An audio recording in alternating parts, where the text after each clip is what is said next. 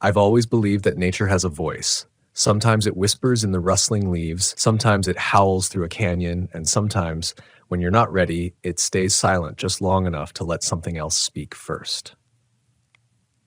Yosemite wasn't new to me. I'd been there a dozen times over the years.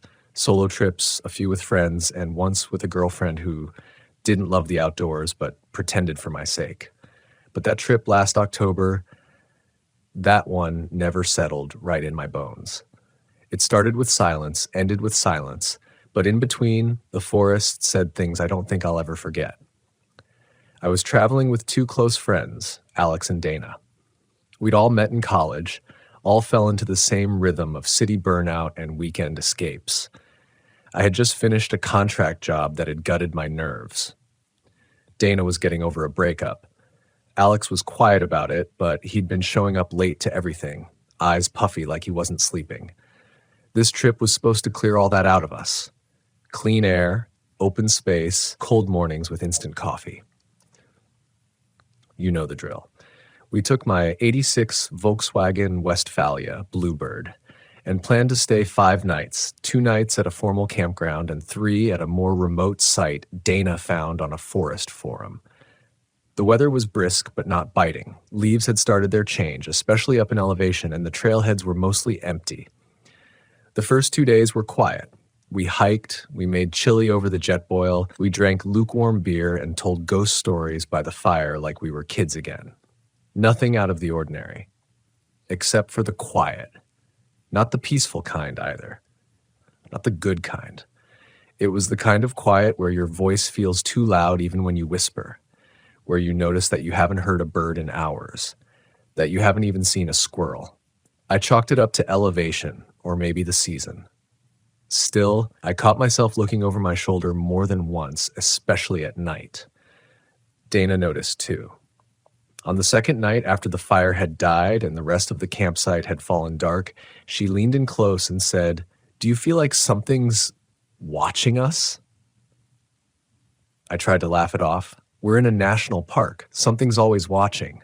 But she didn't smile. No, I mean, like something close. I swear I saw someone in the trees earlier, just standing there. Alex stirred in his sleeping bag, grunting a little like he was half asleep, but he didn't open his eyes. I felt that weird prickle run down the back of my neck.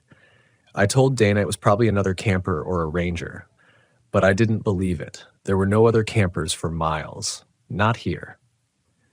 On the third day, we made our way to the remote site.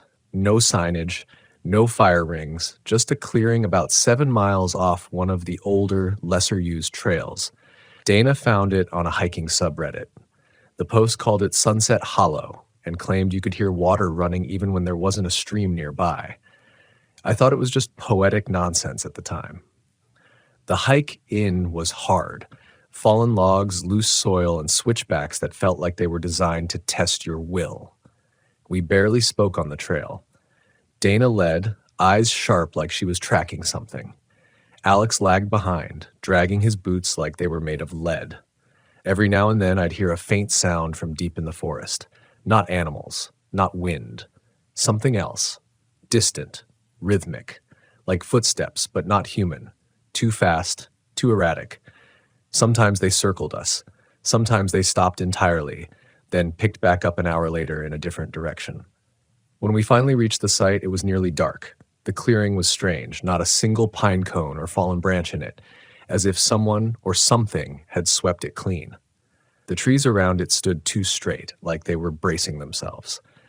That's not poetic. That's how it felt. We set up camp in silence, each of us glancing toward the woods more often than we should have. Alex finally broke the tension when he said, "Did you guys hear that whispering earlier?" Dana stopped unrolling her sleeping bag. "Yeah," she said quietly. "I thought it was you." "It wasn't," he replied. No one said anything for a while. That night, the temperature dropped fast. I was zipped tight in my bag inside the van, but I couldn't sleep. The forest had gone dead silent again, but this time I wasn't imagining things. It wasn't just the absence of noise, it was pressure, like the woods were holding their breath. I sat up and looked through the window, and that's when I saw it, a figure. Not close, but not far either, just beyond the ring of trees. still, watching. No flashlight, no movement, no obvious outline, but I knew it was a person, or something shaped like one. I didn't wake the others, I just watched. And after maybe a full minute, it stepped back into the trees. Gone. The next morning, I asked Dana if she'd seen anything.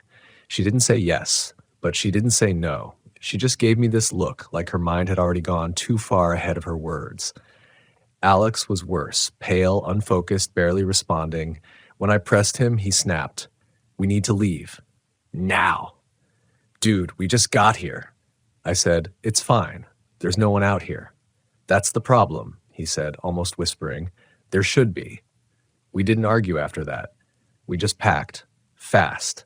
No coffee. No breakfast. We moved like people who'd smelled smoke but hadn't seen the fire yet. The hike back felt different. Not physically, we took the same trail, but something had shifted. The woods were darker, even though the sun was out. We kept hearing things, clicks, crunches, short gasps of wind that felt like they were too intentional. I kept checking behind us. The feeling of being watched never left. When we finally got back to the main campground and into the van, it was like a spell broke. I exhaled for the first time in hours. We didn't talk much on the drive out. Dana stared out the window the whole way. Alex sat with his eyes closed, earbuds in, but I don't think he was listening to music. We made it out. At least I thought we did. But that night, back in civilization, parked in a Walmart lot just outside Fresno, I woke up to something tapping on the van's window. Not knocking. Tapping. 1, 2. Pause. 1, 2, 3. Voiceover script. I froze. That tapping sound. It wasn't loud, not forceful, but it was deliberate, measured. And it didn't belong here. Not in a parking lot beneath the glare of sodium lights. Not in a space where you expect to be surrounded by people, cameras, security. I sat up slow, heart pounding, hand gripping the edge of the van's mattress. The curtain was drawn tight across the window. I could hear Dana's soft breathing from the lower bunk. Alex was still in the passenger seat, legs sprawled out, mouth slightly open, asleep. The tapping came again. 1, 2, pause. 1, 2, 3. I reached for my flashlight but didn't turn it on. My hand hesitated inches from the curtain. I didn't want to see what was there. Not really. I just wanted it to go away. Maybe if I waited long enough, pretended hard enough, I could convince myself it was nothing. Maybe the wind. Maybe a bird. Maybe a twig caught in the seam of the pop-top. Then I remembered. We were in the middle of a Walmart parking lot. There were no trees overhead, no branches, no birds. I pulled the curtain back. Nothing. Just the pale orange glow of the lot, scattered shopping carts, a couple of distant RVs parked across the way, and rows of empty cars. Nothing close enough to knock on the window. No people walking, no wind, no footprints. I stayed up the rest of the night. When morning came, Dana noticed right away. "You didn't sleep," she said. It wasn't a question. I just shook my head. "Did you hear anything?" She didn't answer at first. Then she said, "I dreamed we were still out there, in the forest, but it was wrong. There weren't any trees, just shapes, moving ones." Alex stirred in the front seat, rubbed his face, muttered something under his breath. "What was that?" I asked. He looked at me like he wasn't sure I was real. "It came back." I didn't ask what. I didn't need to. We all knew. We just didn't want to say it. We should have driven home. Straight home. But for some reason, maybe stubbornness, maybe stupidity, we stuck to our original plan. One more night. Just one, in a developed campground west of the park. Nothing remote. No hiking, picnic tables, bathrooms, cell signal. Safety. A final reset before going back to normal life. It was a mistake. We arrived that afternoon, the campground mostly empty, just a few other rigs scattered across the loops, kids on bikes, a guy setting up a tent near the trailhead. Normal things, comforting things. We parked near the edge of the loop, a shaded spot beneath some sequoias. I tried to act like it was just another trip, started prepping dinner, pulling out the small folding table. Dana went for firewood. Alex walked off, earbuds in again. It felt okay, for a while. But then I noticed the smell. Not strong, not at first, just a faint, bitter scent, like wet bark, rotting leaves. Except there were no wet leaves, no recent rain. The air had been bone dry since we left the forest. It got worse as the sun went down. Stronger, closer. I kept checking under the van, around the trees. Nothing, until I looked up. There were handprints on the pop-top canvas. 5 of them, faint, stained. One of them was smeared, like it had slid down the fabric. They weren't there when I closed it earlier. I was sure. I didn't say anything. Not yet. That night around the fire, we barely talked. We didn't need to. The silence between us said more than words could. There was this weight, like we were all remembering the same thing, but from different angles. Dana's hands shook when she passed me the lighter. Alex kept turning toward the woods, even though there was nothing there. When it came time to sleep, no one said goodnight. We just climbed into the van and tried to pretend this was normal. I woke up around 2 a.m. The van was cold, too cold, like we were back in the mountains. I sat up and realized Alex was gone. I panicked. I opened the sliding door as quietly as I could and stepped out into the dark. The fire was long dead. The woods were still, too still. "Alex?" I whispered. No answer.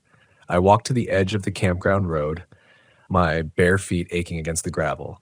That smell was back, stronger now, sour, earthy, unnatural, like something that had been buried and pulled itself out. I saw him standing by the tree line, not moving, not turning around, just standing there, facing the dark. I called his name again. He didn't flinch. I moved closer, heart thundering in my chest. "Alex, what are you doing?"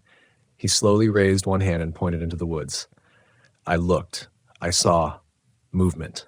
Something pale, not white, not glowing, just pale, flesh-colored, darting between trees too fast, then still again.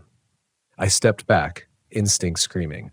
Alex finally turned to me. His eyes were wide but empty, like he'd been crying for hours and had no tears left. "It followed us," he said. Then he collapsed. We left the next morning before sunrise, didn't even eat, just threw everything in the van and drove. Hours passed. Trees gave way to highways, forests to flatland. I kept expecting to feel that moment of release, the feeling you get when you finally outrun something. But it never came. Not even when we got home. That night, parked in my own driveway, I found another handprint. On the back window, still wet. I stood there, frozen, staring at the glass. One single handprint, smaller than mine, almost childlike, but elongated, distorted. The fingers were too long, the palm too narrow, like someone had pressed a twisted imitation of a human hand against the glass, still wet. It hadn't been there when we left the campground. I didn't tell Dana, I didn't tell Alex, I couldn't, because if I said it out loud, it would make it real. And I needed it not to be real.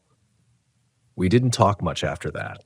A few texts here and there, some videos Dana sent of our trip before everything went sideways, us laughing around the fire, a time that felt 100 years old, even though it had been less than a week. The van sat in the driveway for days. I couldn't bring myself to open it, but the smell came back. It started inside the house, faint at first, like something damp left in the laundry too long. Then stronger. I scrubbed the floors, emptied the pantry, cleaned the drains. Nothing helped. The worst part was I kept waking up at night. Around the same time, 2:13 a.m., with this crushing sense of dread, like something was in the room with me. Standing just outside my line of sight, the darkness felt thick, like smoke. One night, I finally snapped. I grabbed the flashlight, threw on shoes, and stormed out to the van. I was going to tear it apart, piece by piece, until I figured out what the hell was happening. I opened the door and stopped cold. Everything was exactly how we left it. Sleeping bags still crumpled, cooler half full, the curtain across the back window still drawn. I reached for it. My hand hesitated. Then I pulled it back. And there, smeared across the inside of the glass, were more handprints. 4 of them, all on the inside. I couldn't breathe. My skin crawled with this bone-deep cold that settled into my spine. I staggered backward, dropped the flashlight. Its beam spun wildly across the ceiling of the van, illuminating something on the mattress. A single pine cone. Fresh, still wet with sap. We hadn't brought any back from Yosemite. I slammed the door shut and ran. The next morning, I called Dana. She answered on the second ring, her voice low, shaky. "You've seen it too, haven't you?" she said. I didn't know what to say. I didn't have to. She told me she'd been hearing things in her apartment, wood creaking when nothing moved, her dog barking at corners of empty rooms. Once she came home to find dirt tracked across the carpet, pine needles on the kitchen floor. I called Alex next. It rang and rang, then went to voicemail. He didn't answer any texts. I drove to his place that afternoon. His car was in the driveway, but the curtains were drawn. The mailbox overflowed with junk mail. I knocked. No answer. Something was wrong. I felt it before I even stepped onto the porch, like the air around the house had weight, like the trees lining the street were watching. I called his name. Nothing.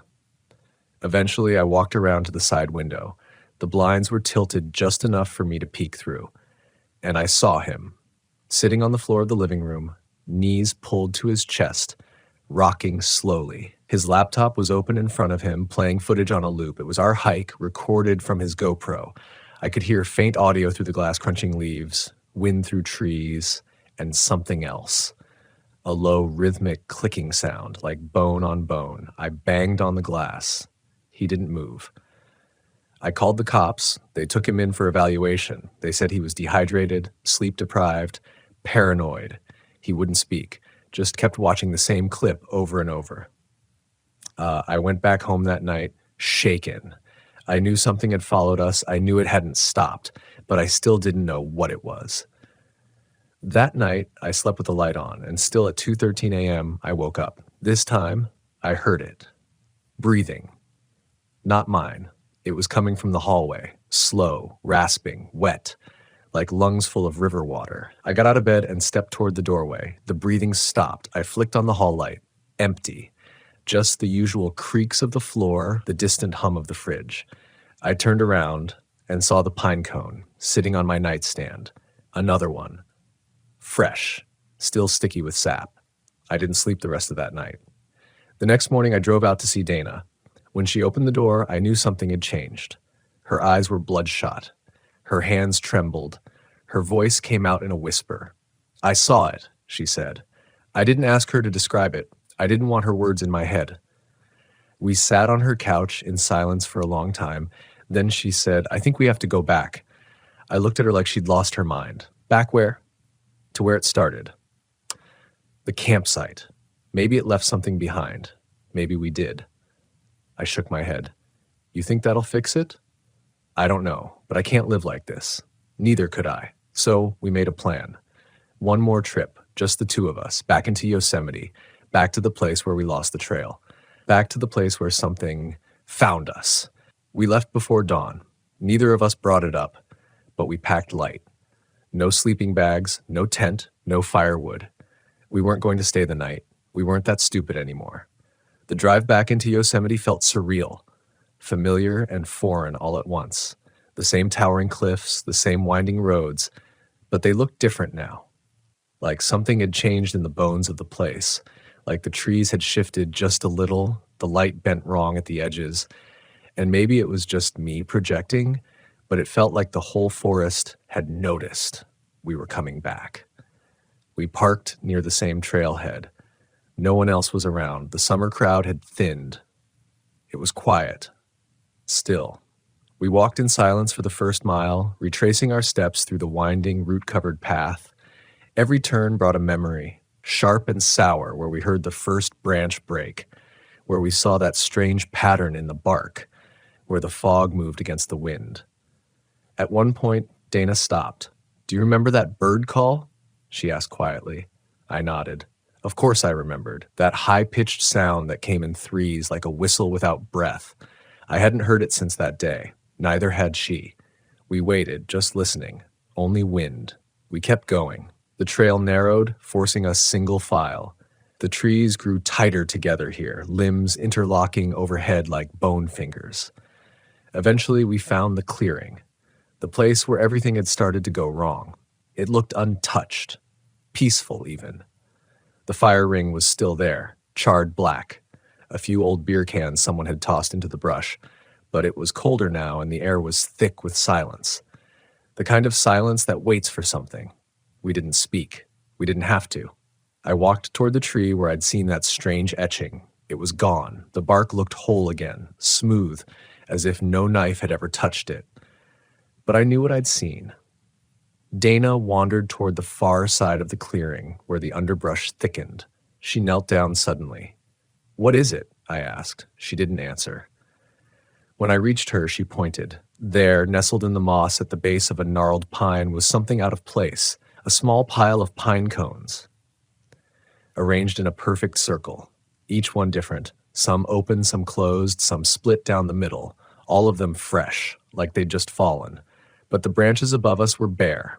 I bent down and touched one, still sticky. Dana looked at me. "We didn't do this," she said. Then we heard the whistle, 3 short notes, thin and breathless, like something broken trying to imitate a bird. It came from behind us. We turned, nothing but trees. Then again, closer. 3 notes. We backed away from the pile, slowly, and that's when the smell hit. Thick, rotting, like wet fur and sour milk and something long dead. It came from nowhere and everywhere. It clung to the inside of my throat, made my eyes water. Dana gagged. "We need to go," I said, but our feet didn't move. Because through the trees, down the slope just beyond the clearing, something moved. I couldn't see it clearly, just the suggestion of limbs too long and too thin. A shape that didn't belong. Pale against the dark, it didn't walk, it flowed. And it was coming closer. We turned and ran. Branches whipped my arms. I tripped, caught myself, stumbled again. I didn't care. I just needed to get away. We tore down the trail, dodging rocks and roots, too afraid to look back. The whistling followed, not from one direction, from all directions. We kept running until my lungs burned and my legs gave out. We collapsed beside a dry creek bed, gasping, shaking, wild-eyed. I looked over at Dana. Her sleeve was torn, and beneath it, on her forearm, were 4 thin red marks, like something had grabbed her. We didn't speak. We just kept going. It took hours to find the van again. But when we did, when we finally stepped out of that forest and back onto solid asphalt, I collapsed to my knees. We didn't talk the whole way home. The smell faded as we left the park. The whistling stopped, but the damage was done. We'd gone back. And whatever was out there, knew we had. That night, I couldn't sleep. The shadows in my room felt too deep, too still, so I turned on the light, and there on my pillow sat a single pine cone, split clean down the middle. I didn't scream. I just stared at it. That pine cone, cleanly split, its insides exposed, like it had been dissected, studied, laid out for me. A message. But I didn't know what it meant. Or maybe I did, and I just couldn't admit it. That this thing wasn't just following, it was watching, learning, mocking. Dana called me the next morning. Her voice was hollow. "It left one on my car windshield," she said. I asked if it was split. She didn't answer right away. Then, quietly, "No, this one was burned." Silence. She didn't want to say it, and I didn't want to hear it, but we both understood. We'd brought something back with us, something that didn't want to stay in Yosemite, something that didn't have to. I started researching. Everything I could find, local legends, park ranger reports, forest folklore. Most of it was half-baked internet threads or vague mentions in old books about forest dwellers and watchers in the pines. I found references to spirits that mimic sound, things that live between trees, creatures that never step into sunlight. But one phrase kept coming up, the split pines. I found a forum post from 2013, some anonymous camper who described getting lost in Yosemite near an unmarked trail. They talked about the smell, the whistling, the way the forest seemed to press in on them. They mentioned pine cones arranged in circles. They never went back. But they said something that chilled me. It doesn't like to be seen, but if you see it once, it never lets go of you. Dana didn't want to hear any of it. She wanted to pretend it was over. So did I. But things kept happening. I started waking up with scratches, thin and precise, always in 3s or 4s, always on the same side of my body, the side that faced the window. One night, I caught movement on the security cam above my garage. When I played it back, the footage glitched, static and black bars, but I caught a single frame, just one, a figure standing behind the van. It was so faint I almost missed it. long limbs, no face. Then it was gone. I sent the image to Dana. She didn't respond for 2 days. When she finally did, she just texted, "I think we need to burn it." I knew what she meant. The van, the gear, the clothes, anything that had touched that forest. I drove out to her place that weekend. We didn't say much. We loaded everything into her fire pit. Backpacks, sleeping bags, hiking boots. The pine cone I'd kept in a sealed jar, too afraid to throw it out. She added hers too, the burned one. The flames climbed high, turning it all to blackened ash. The smoke stung our eyes, but there was a kind of release in it. Like we were finally cutting the thread. We stayed out there until the last ember died. The next morning I felt lighter, like something had loosened its grip. I didn't see pine cones after that. No more scratches, no more whistling, but I never went back to the forest. And I sold the van 2 weeks later. Didn't matter how much I loved it. I couldn't shake the feeling that it remembered, that it knew the shape of me. Sometimes when the wind is strong, I still hear it. Not often, just enough. 3 notes. High, breathless, always far away, and then nothing. But I never go outside when I hear it, because I know the forest doesn't forget. It just waits. And I think about Alex. After we burned the gear, I tried calling him again. His number was disconnected. Last I heard, he'd left town. No forwarding address. Nothing. Just gone. Like a footprint in the snow. I don't blame him. If I could have disappeared, I might have. But I'm still here. Still sleeping with the lights on more often than I'll admit. Still jumping at shadows. Still dreaming of that thing between the trees. And sometimes when I wake up in the middle of the night, heart pounding and drenched in sweat, I think I understand something I didn't back then. We didn't just stumble into its home. We invited it out. 2 years passed. Long enough that Dana and I could talk about it without our voices shaking. Long enough for the memories to fade, or at least blur at the edges. We moved on in the way people do when they're trying not to think too hard about the past. I stopped camping. Dana took a job in Portland. We drifted. But I never really let it go. And deep down, I knew Dana hadn't either. I could hear it in the way she paused when someone mentioned the woods, the way she didn't look at photos of the park anymore. She wouldn't even say the word Yosemite. There was a kind of superstition between us, like saying its name might wake something up. I started therapy, tried to explain what happened in terms that made sense. My therapist called it trauma displacement. How the brain creates a narrative to make sense of a high-stress event. But even she paused when I showed her the photo from my garage camera. She said it was too blurry, too distorted. She didn't bring it up again after that. But I started noticing something new. Not fear, guilt. That thing, whatever it was still there. We got away, but we didn't warn anyone. And Yosemite, that forest, it still held hikers, campers, kids. People like us who didn't know what they were walking into. People who thought the scariest thing out there might be a black bear or a bad storm. We told ourselves it was over, but it never really was.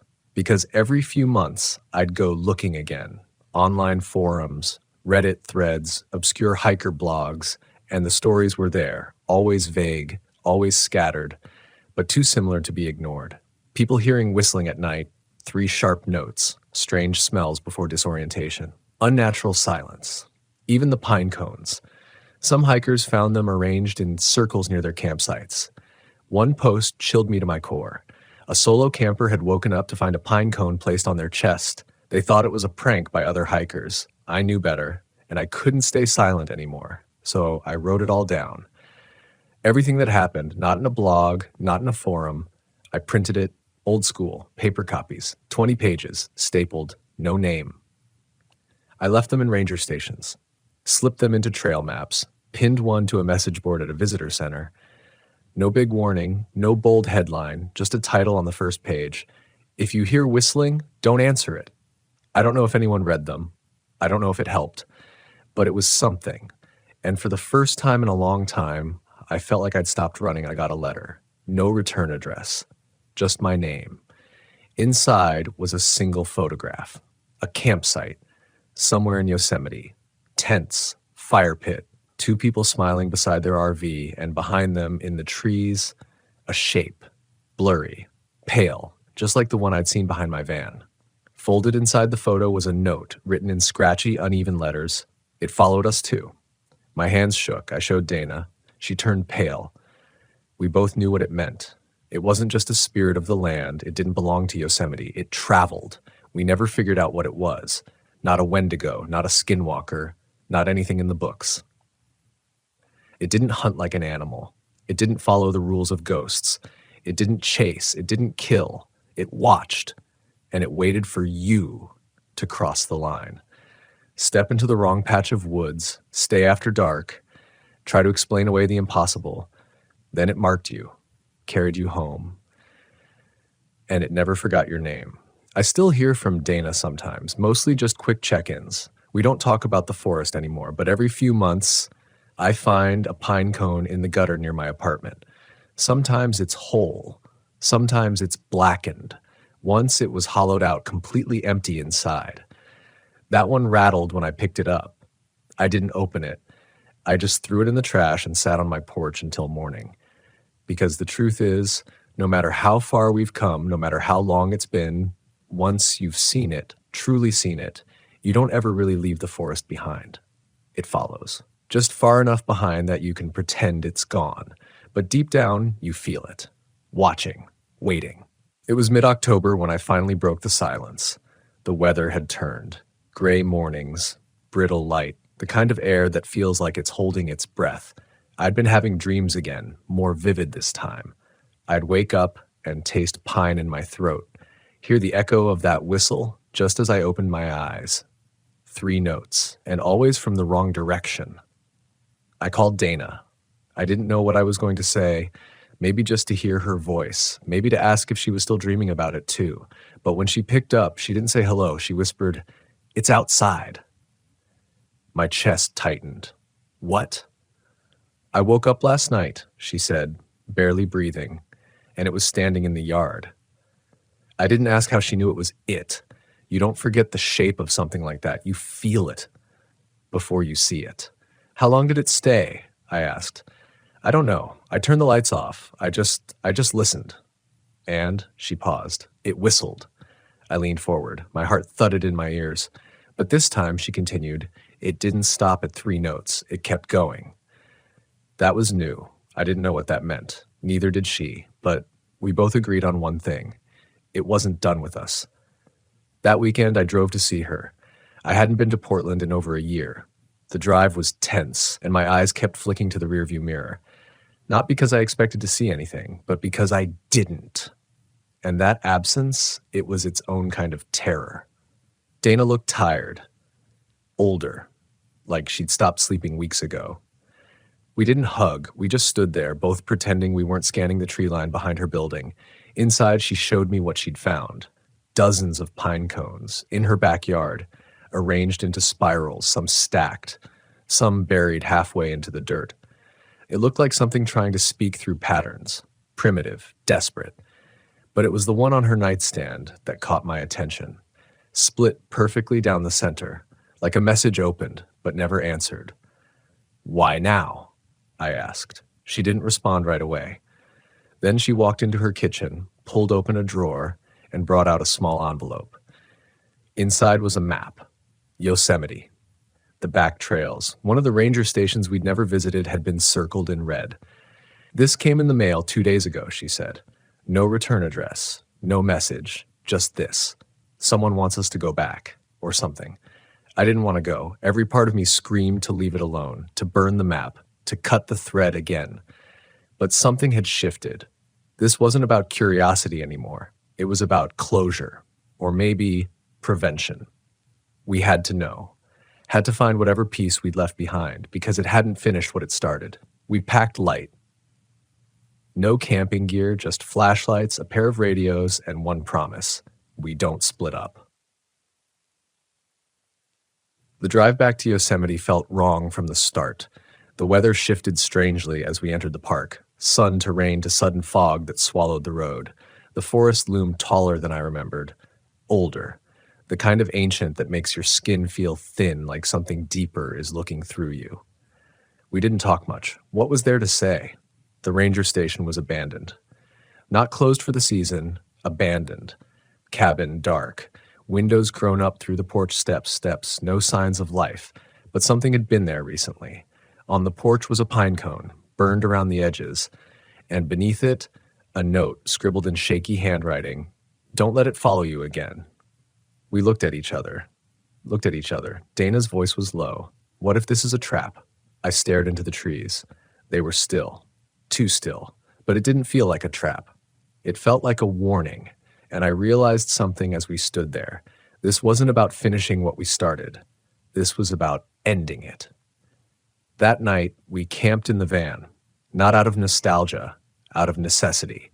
The air had weight. The forest felt closer than it should have been. Even the birds were silent. We kept the lights on, kept our backs to each other. Neither of us slept. Just before dawn, the whistling began. But it wasn't the familiar 3 notes. It was longer, slow, sad, like a song that had been playing on loop for centuries and had finally started to change. Dana gripped my hand, and I whispered something I hadn't said since the first night in that clearing. Do you hear that? She nodded, eyes wide, breath caught. Then she said, I think it's trying to remember who it is. I stared at her, and for a split second I understood. This thing, it wasn't just watching, it wasn't just following, it was searching. Maybe for someone. Maybe for itself. We stepped out of the van just after sunrise. The whistling had stopped, but its silence left something colder behind, like a stillness too perfect, as if sound itself had decided to leave. Even the gravel under our boots felt muffled. The trees didn't sway, the wind had vanished, and I remember the sound of our breathing being the only thing we could hear, as if the world had been put on pause. We followed the map. It led to a trail we never noticed before. No markers, no signage, just a narrow path winding between a wall of brush. Not an animal trail, not human-made, just there, like it had always been. We didn't speak. There wasn't anything left to say that wouldn't make it worse. The path was tight, and the deeper we went, the more the woods shifted. The smell changed, stronger pine but with something under it. Wet stone, charcoal, metal. 100 feet in, we saw the first sign, another pine cone, balanced on a tree stump, completely hollow. Beside it, a small photo, black and white. A family in an old RV, 1970s maybe. 3 kids, 2 parents, all smiling, but their eyes had been scratched out. Dana stared at it for a long time. This thing's been doing this longer than we thought, she said. I picked up the photo, turned it over. One word, written in tiny fading letters, marked. We kept walking. Another 200 feet and the trail opened into a clearing. Not the same as the one from 2 years ago, but it felt just as wrong. The light didn't behave right in this space. It flickered through the branches like it was being filtered through water. Shadows moved when we didn't. There was no wind, and yet the grass shivered. In the center of the clearing was a large boulder, and on top of it, a mirror. A full-length, old-fashioned mirror in a wooden frame, cracked diagonally through the center. We stopped a few feet from it. Dana leaned in slightly, but I grabbed her wrist. Don't. Why would it leave a mirror? She whispered.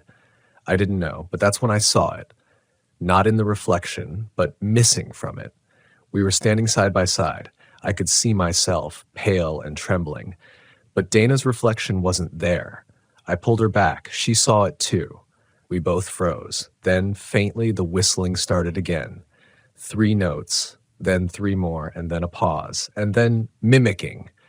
The first 3 notes, but out of tune, like someone trying to imitate it, but broken. I turned slowly and saw the figure at the edge of the clearing, not hidden, not peeking, just standing there.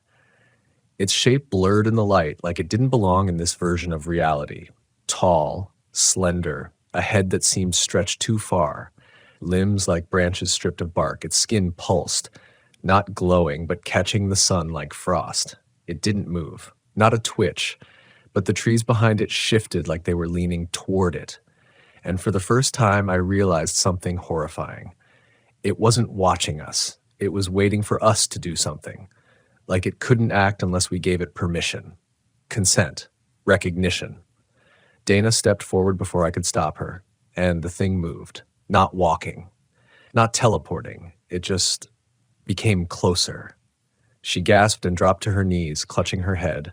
I ran to her, pulled her back. She was sobbing. "It showed me something," she said. "What did you see?" She looked at me with hollow, distant eyes. Myself. I didn't ask what that meant, because I already knew. Whatever this thing was, it fed on something deeper than fear. Memory, identity, self. It hollowed you out, piece by piece, and left a shell behind. I grabbed her hand. "We're leaving. Now." But as we turned, the mirror cracked again, this time down the other side, and I saw it, in the reflection. Not us, not the trees, but a dozen versions of me, of Dana, walking the same trail over and over, each slightly different, some smiling, some crying, one missing its eyes, another one burning. It was a loop, a cycle. This place, this thing, it replays the story, waiting for a different ending, waiting for someone to break the pattern. And that's when I understood. It hadn't followed us out of the forest. We'd never left. I don't remember the walk back. I just remember running. Dana ahead of me, the forest flickering like old film, branches that weren't there a moment before slashing at our arms. The air so cold it burned. The whistling closer now, more desperate, like it was chasing its own echo. When we reached the van, I slammed the door shut and turned the key. It didn't start. Dana screamed. I turned it again. Nothing. I was about to try a third time when I looked up and saw the mirror. Not the one from the forest, but the one in our rear view and behind us. Ourselves. Not as we were, as we had been 2 years ago. Parked in the clearing, smiling, talking. Dana holding up that stupid paper map, like time had bent in on itself and was trying to close the loop. I looked at her. I think if we leave now, really leave, we might never remember this again. Dana swallowed hard. Do we want to? That was the question. Because if we remembered, it would keep following. But if we forgot, it could happen to someone else.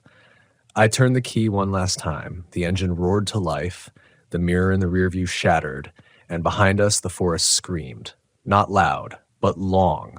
Like a note held too far past breath. Like something old and broken finally letting go. We didn't stop driving, not until we were past the edge of Yosemite, past every pine and shadow, every ridgeline that had ever held onto that whistle.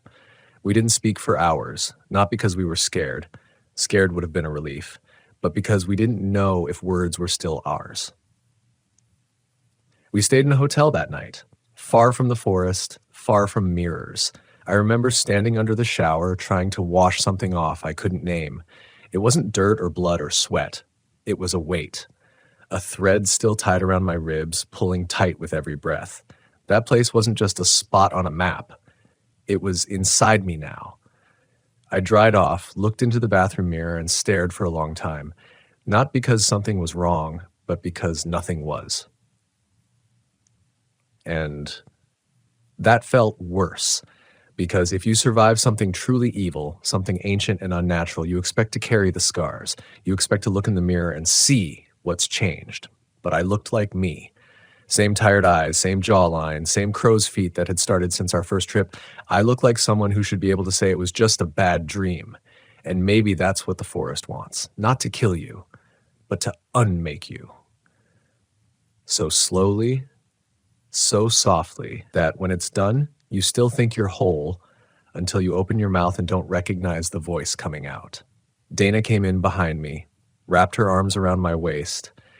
"You think we're safe now?" she whispered. I didn't answer. I didn't know what safe meant anymore. We took a break after that, 6 months.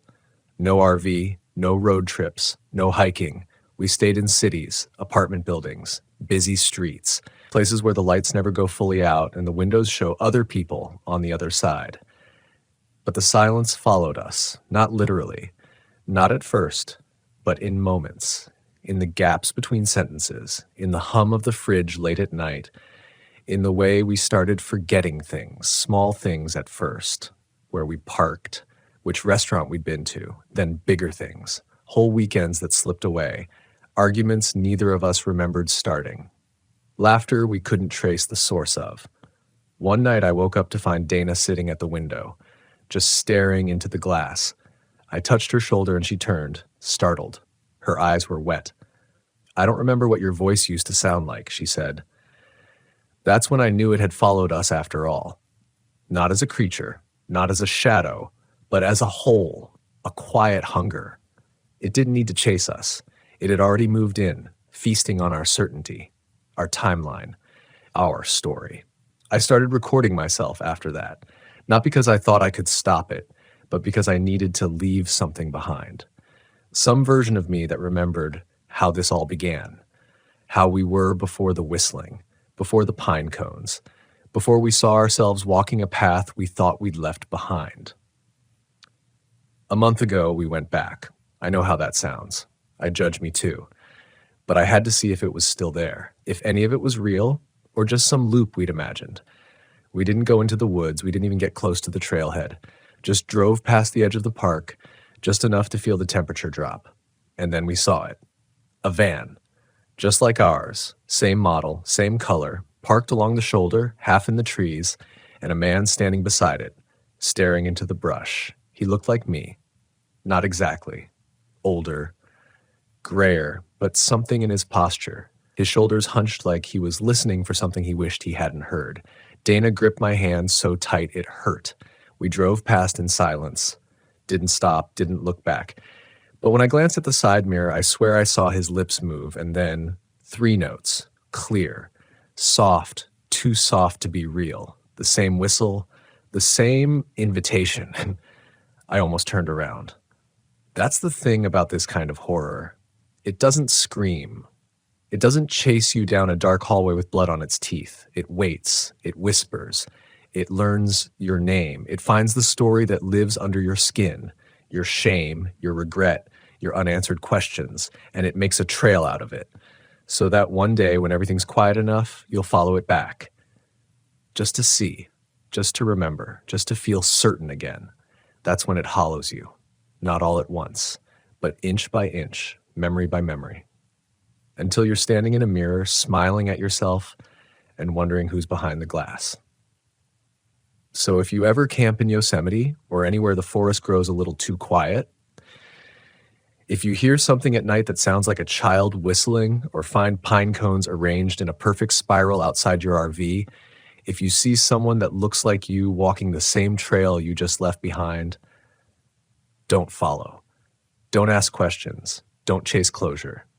Just leave. And when you do, don't look back. Because if something followed you out of the forest once, it knows the way now. And it's only a matter of time before it wants you to return the favor. I didn't grow up scared of the woods. I grew up inside them. I was born in a small mountain town outside Eugene, Oregon, the kind of place where the moss grows fat and wet on the roofs, and the trees crowd so close you forget the sky's even up there. By the time I hit 32, I'd hiked every trail within 2 hours of my hometown, and I'd driven my rebuilt 1986 Volkswagen Westfalia through more national parks than I could count. I lived for solitude, for the kind of silence only thick pine and high elevation can offer. And if there was one place that had always called to me, louder than the rest, it was Crater Lake. Something about it.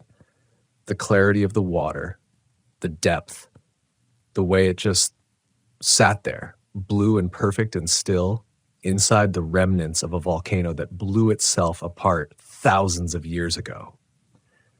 I'd visited in the daytime a few times, walked along the rim drive, stood at the overlooks with other quiet travelers, but I'd never camped there. Not until last August. That's when everything changed. That's when I learned the lake doesn't like to be disturbed after dark, and that it remembers you if you do. It was supposed to be a healing trip. I'd just come off a rough breakup, and worse, I'd lost my younger brother to a climbing accident in the Cascades a few months earlier. My head was a wreck. I couldn't sleep in my own house. Couldn't even be around people without feeling like the noise of them was scraping at something deep in my skull. I needed quiet. I needed to be somewhere far enough away from the world that I could start to remember who I was. So I packed up my van, loaded the cooler, and headed southeast to Crater Lake National Park. I wasn't planning to do much, just park at Mazama Village Campground, hike around, maybe journal, maybe talk to myself if I had to. I didn't need anything dramatic. I just needed out. The drive took most of the day. Hot August sun, windows down, old cassette tapes humming through the dash. I passed through Chemolt around 5 p.m., grabbed a gas station coffee, and pulled into Mazama Campground just before dusk. The air up there, it's different. It smells like lava rock and pine resin, and it's thinner, like the altitude scraped some of the heaviness out of it. The trees were tall and still. The temperature was already dropping fast, and I could see the faint glint of the lake through the distant treetops, like a piece of sky had fallen on and gotten caught in the earth. I found my spot, C43, tucked near the back edge of the campground, and backed the van in under a canopy of towering firs. There weren't many other people around. A couple in their 50s were parked a few sites over, cooking something over a camp stove. Further down, a young guy in a teardrop trailer had his guitar out. Other than that, it was mostly empty. I liked that. I didn't come for company. I cracked a beer, set up camp, and made a small fire with the pre-cut logs they sold near the front office. It felt good, familiar, like muscle memory. The snap of wood, the soft hiss of flame. I should have stopped there. I should have gone to sleep early and kept the whole trip simple. But there was a restlessness in me that night, a kind of static in the brain. I couldn't sit still. So when the fire died low and the sky was black enough that the stars looked like spilled salt across the heavens, I grabbed my flashlight and decided to walk down to the lake. It wasn't technically allowed that late. The posted sign said to avoid rim drive after dark. Too dangerous, no lights, steep drops. But I'd never been one to follow every rule, especially not when I needed peace. And besides, I knew the roads. I'd been here before. I could drive carefully, just down to the overlook, just to see the water at night, just to let the lake help me forget. I drove in silence. Even the Vanagon's old engine sounded quieter in the dark. The road curved like a ribbon of ink through the pines, and every so often, the trees would open to reveal the vastness of the crater, an abyss of black surrounded by stars. When I finally reached the overlook, cloud cap, I think, it was empty. No cars, no sounds, just the wind. The kind of silence that makes your ears hum because they don't know what to do with the absence of noise. I parked, killed the engine, walked to the edge, and there it was, Crater Lake. Even in darkness, it glowed. The moon hung low above it, catching on the surface like a silver needle dragged across glass. The water didn't move, not a ripple, not even a breeze across it, just stillness. It looked too perfect, too flat, like something pretending to be a lake. I don't know what came over me. Maybe it was grief. Maybe it was the pressure of everything I hadn't dealt with since Ben died. Or maybe it was something older, deeper, something already in the lake, waiting. I remember thinking, what if I just swam? Not for long. Just a dip. Just to feel it. Just to be alone in something so ancient and silent that nothing else could touch me. I left the flashlight in the van and climbed down the trail toward the shore. The air changed the closer I got. Got colder, denser, like walking into a tunnel you couldn't see. I remember the pine needles were slick underfoot and the sound of my breathing grew louder with every step until it was the only sound left in the world. By the time I reached the waterline, the silence was unbearable, so I stepped in. The cold hit me like needles. Not painful, just shocking. The way it makes your skin tighten and your blood pull back. But I didn't stop. I walked in waist deep, then chest, then dove under, letting the weight of it wrap around me like a second skin. It was darker than anything I've ever experienced. Not like night. Night still has shapes, stars, movement. This was like sinking into something that didn't want you to leave, something that remembered every trespass. I floated there for a minute, maybe two, eyes open, mouth closed, listening for something. And then I felt it, a shift. Not in the water, in me. Like something inside my chest had turned just slightly, like a gear had caught on something that wasn't supposed to be there. And then sound, not loud, not distant, right me, a splash.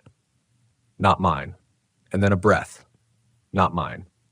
I froze. My arms tensed, legs kicked once, out of instinct, but I didn't turn around. I didn't move. Something primal locked me in place, like if I even acknowledged it, it would know I knew. The water had gone colder. That's the first thing I registered. Not just the cold that hits your skin. This was deeper, like it had seeped into my bones. Like the lake was pulling heat from me, drawing it out strand by strand. Another breath, right behind me again. This one was longer, heavier. Close enough I could feel the ripple against the back of my neck. I turned. There was nothing there, just the wide black expanse of the lake, still as ever, stars scattered above it. No waves, no swimmer, not even a fish. I treaded water for a second, and I trying to calm myself. Told myself it was probably just an echo, maybe my own breathing bouncing off the rock walls. Sound does strange things around deep water, right? That's what I told myself. That's how I rationalized the third breath I heard, this time right next to my left ear. But this one was different. It carried a sound in it. Not a word. Not quite. But almost like one. Like the idea of a word forming from inside the exhale. A whisper, soft and wet and guttural, pressed up against my eardrum like someone was inside my head. And the word, if that's what it was, sounded like my name. Not clearly, but close enough. I didn't wait after that. I turned and swam hard for the shore.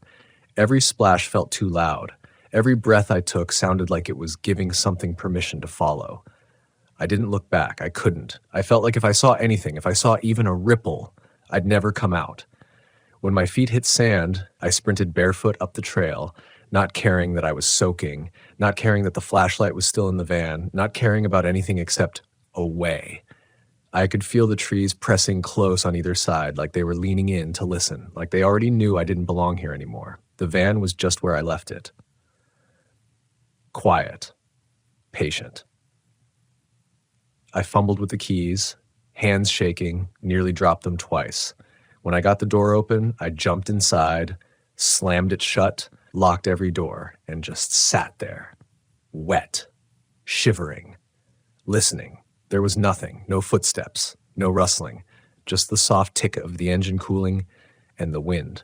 And that was when I realized something terrifying. I had left my shoes at the waterline. I should have gone back. I didn't. Instead, I turned the ignition, did a 3-point turn on the gravel overlook, and drove straight back to camp barefoot, wrapped in a towel I'd used for the dishes the day before. Back at the campground, everything felt different, wrong.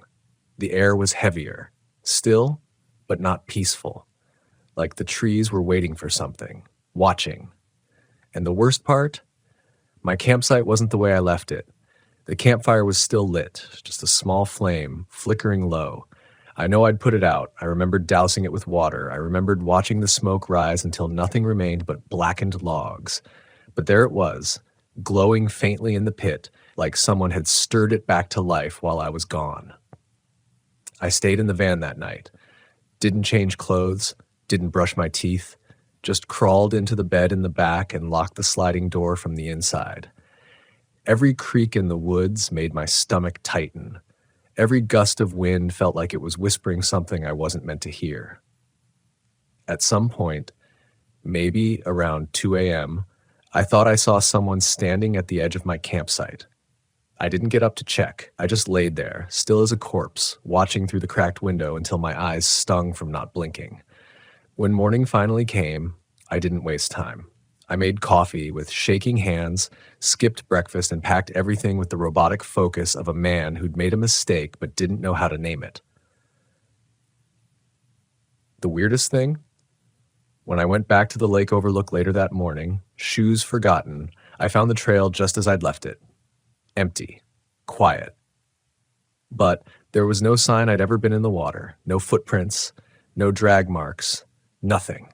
Except a single set of wet footprints on the pavement. Bare feet. Human. They led from the edge of the overlook to the driver's side of my van, then stopped. I stared at them for a long time. They were too big to be mine, and the stride was wrong, off, like the feet didn't walk so much as they'd been dragged forward, deliberate, too wide, like a puppet pulled by strings. I left that morning, took the long route home, didn't stop until I hit the interstate. And for days afterward, I convinced myself it was stress, grief, my mind playing tricks on me. Ben's death had ripped something open in me, and maybe this was just how the damage showed up. But something stayed with me. The feeling in the water, the breath at my ear, that not quite name it whispered. It didn't leave when I drove away, and I learned that night what the locals already know but don't say.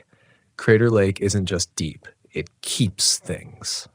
I didn't tell anyone right away, not my sister, not my cousin in Bend, who'd always talked about going to Crater Lake together, not the friend who'd recommended the spot in the first place. I kept it locked inside like a secret I wasn't ready to name out loud. Like if I said it, it would become realer. But the thing about unspoken things is they don't stay buried, not for long. Not when they follow you home. The first few nights after I left, I'd lie in the van parked in my driveway, windows cracked to let in the warm Oregon air, just trying to feel normal again.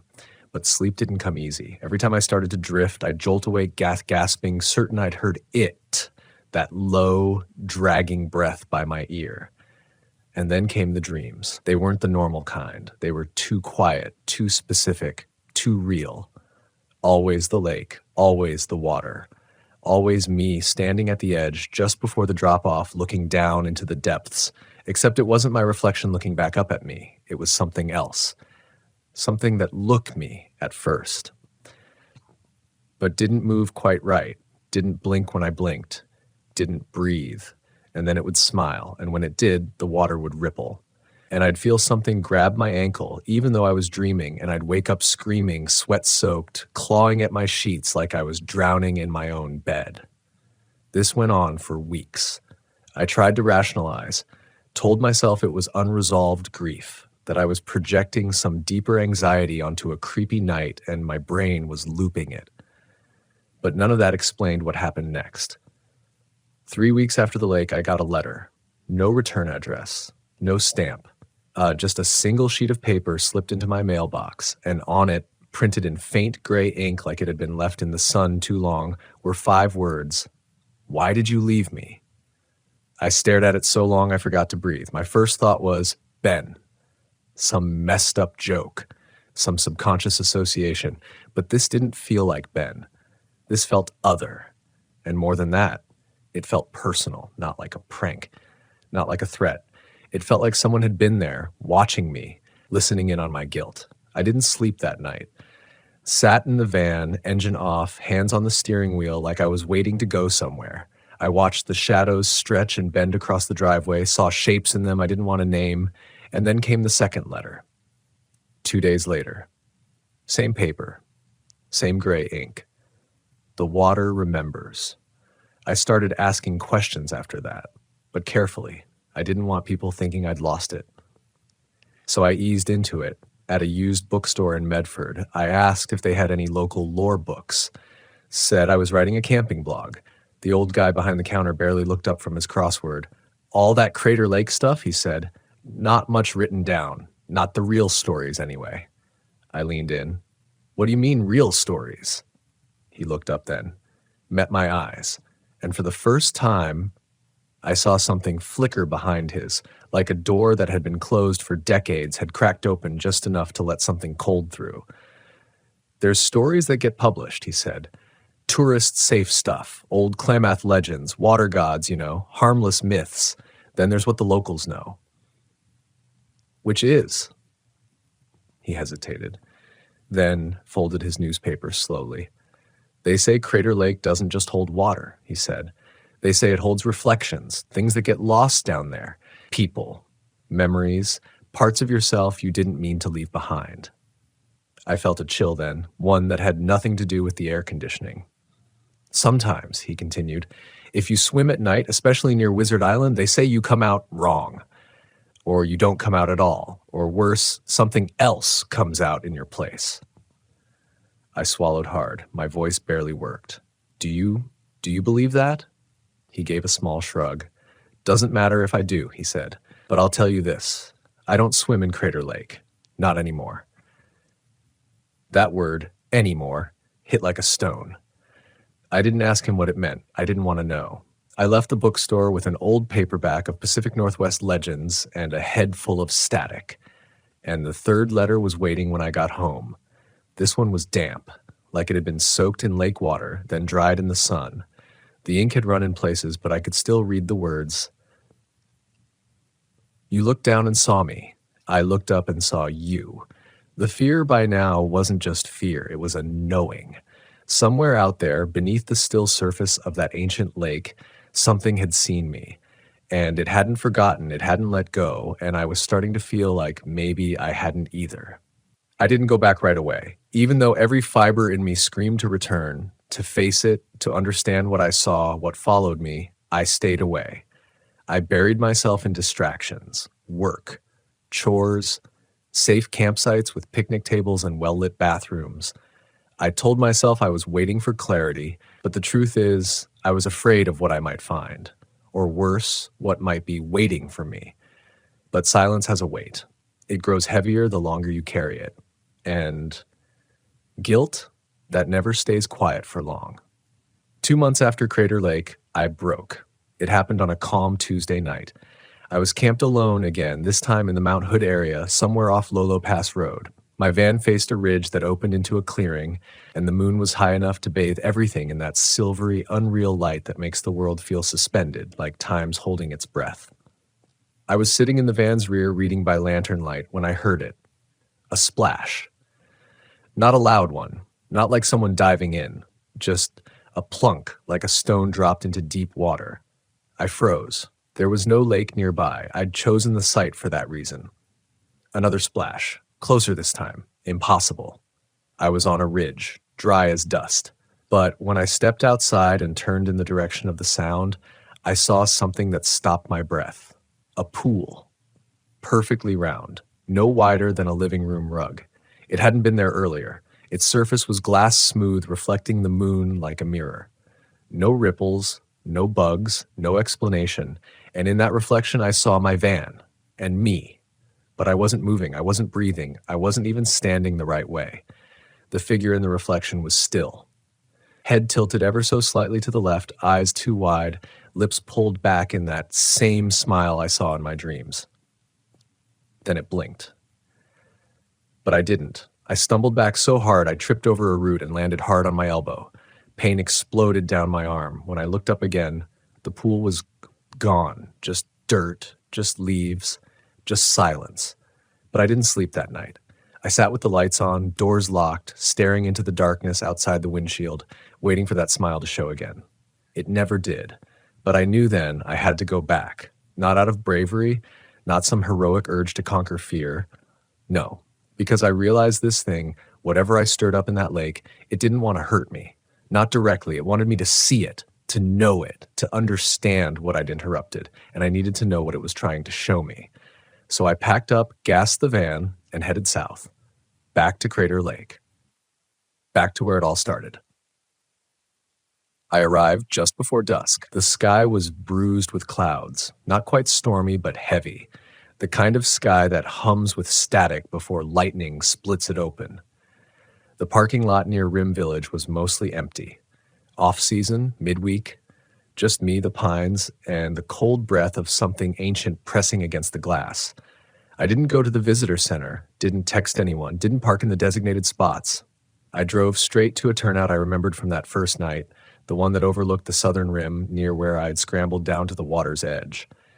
I cut the engine, stepped out, and listened. Nothing. No wind, no birds, no footsteps on gravel, just a thick, suffocating quiet. I grabbed my flashlight and climbed. The trail down wasn't official. No railings, no signs, just loose rock and old game trails winding through the undergrowth. I slipped twice, caught myself once. The other time I landed on my side and felt something crack against my ribs, but I didn't stop. The lake came into view between the trees, still and endless. That same impossible blue darkened now into near black. And when I reached the edge, I almost turned back, because there it was, a shape in the water, standing waist deep, human-shaped, facing me, not moving, not splashing, just waiting. The surface around it was untouched. No ripples, no wake, like the lake had opened its mouth and placed it there. I stepped closer. My flashlight flickered. I hit it. It came back on. The figure didn't move. Another step. Now I could see more detail.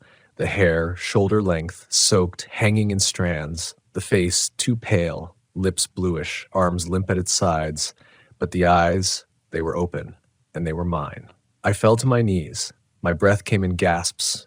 My vision narrowed. The cold was seeping through my skin before I'd even touched the water. I knew that if I took one more step, I wouldn't be coming back. But I couldn't move, because the thing, me, raised a hand, not threatening, not beckoning, reaching, like it wanted me to understand. And in that moment, I saw everything. Memories, mine, flashes of all the times I'd ignored that feeling in my gut, all the little ways I'd let my grief hollow me out after Ben died, all the solo trips I took to avoid people, the long nights spent not sleeping, not processing, just drifting. And then I understood. The thing in the lake wasn't a monster. It wasn't evil. It was a mirror, not of the body, but of the parts I'd buried. The grief I refused to name, the fear I pretended didn't matter, the loss I pretended wasn't tearing me apart. Crater Lake doesn't drown you. It reflects you. And if you're not careful, it keeps a piece. I don't remember walking back up the trail. Not fully. There are pieces, branches snapping underfoot, the rubber of my boots slipping on wet stone, the taste of iron in the back of my throat. I must have been crying, though I didn't feel it. I just remember the air thickening around me like fog, except there was no moisture, just weight, like something was pressing on my chest, dragging every breath deeper than I wanted it to go. And under it all, one single repeating thought: you left him. You left Ben. I told myself for years that his death wasn't my fault, that it was an accident. A slipped tire on a wet curve in Washington State, a bad stretch of highway with no guardrail. He was driving the van. I was asleep in the back. I woke up upside down in a ditch with blood in my eyes and his hands still reaching for the wheel like he could stop time if he just held on long enough. But that wasn't the full story. The full story is, I told him to keep going.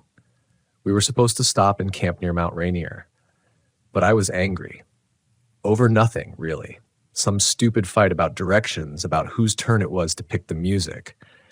I told him to keep driving. Told him I didn't care. I just wanted distance. And he did. He kept going until he didn't. And I've been chasing something ever since. Some illusion of healing. Some idea that if I could just keep moving, keep exploring, keep camping alone in silence, I could outrun that moment, that memory, that truth. But the lake didn't let me. It showed me. That night on the rim, when I finally reached the van again, I didn't go inside. I just stood by the edge watching the stars come out in a sky so vast it made my bones ache. I stood there until I saw a figure across the lot, not moving, watching. Same shape, same hair, same soaking wet outline against the starlight. It didn't come closer. It didn't need to, because I wasn't running anymore. I didn't sleep that night. Instead, I wrote.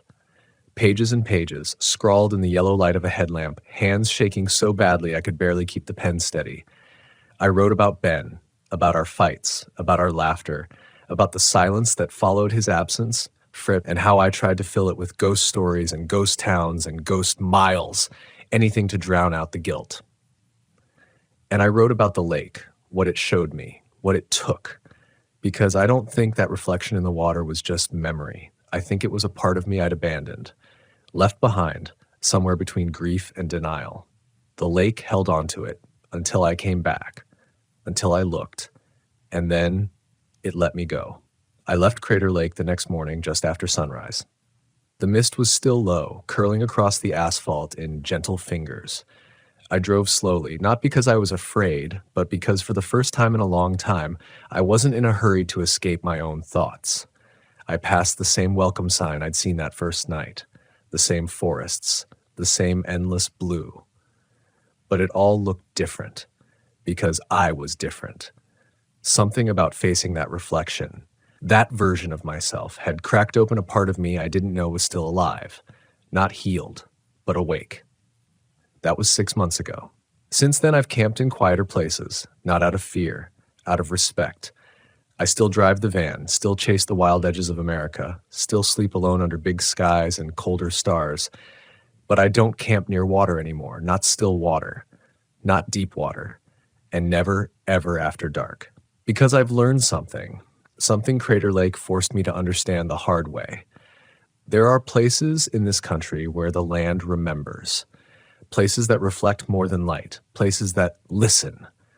And if you go there carrying something heavy, grief, guilt, anger, they'll show it back to you. Not to punish you, but to ask one simple question. Will you look? Will you really look at what you're carrying? Because if you won't, they'll hold it for you, but they won't give it back clean. I still dream of the lake sometimes, not in nightmares, not anymore. In those dreams, I'm floating, not swimming, just suspended. And across from me is that figure again. Still, silent, watching. But now I understand. It's not threatening. It's grieving too. And maybe, just maybe, it's forgiving. So if you ever find yourself drawn to Crater Lake, if the night is quiet and the water's smooth as glass, and something calls to you from the shore, don't answer it blindly. Don't chase shadows just because they look like you. Because what waits beneath that surface is real. And it doesn't care if you're ready. It only cares that you see. And by then, it's already too late.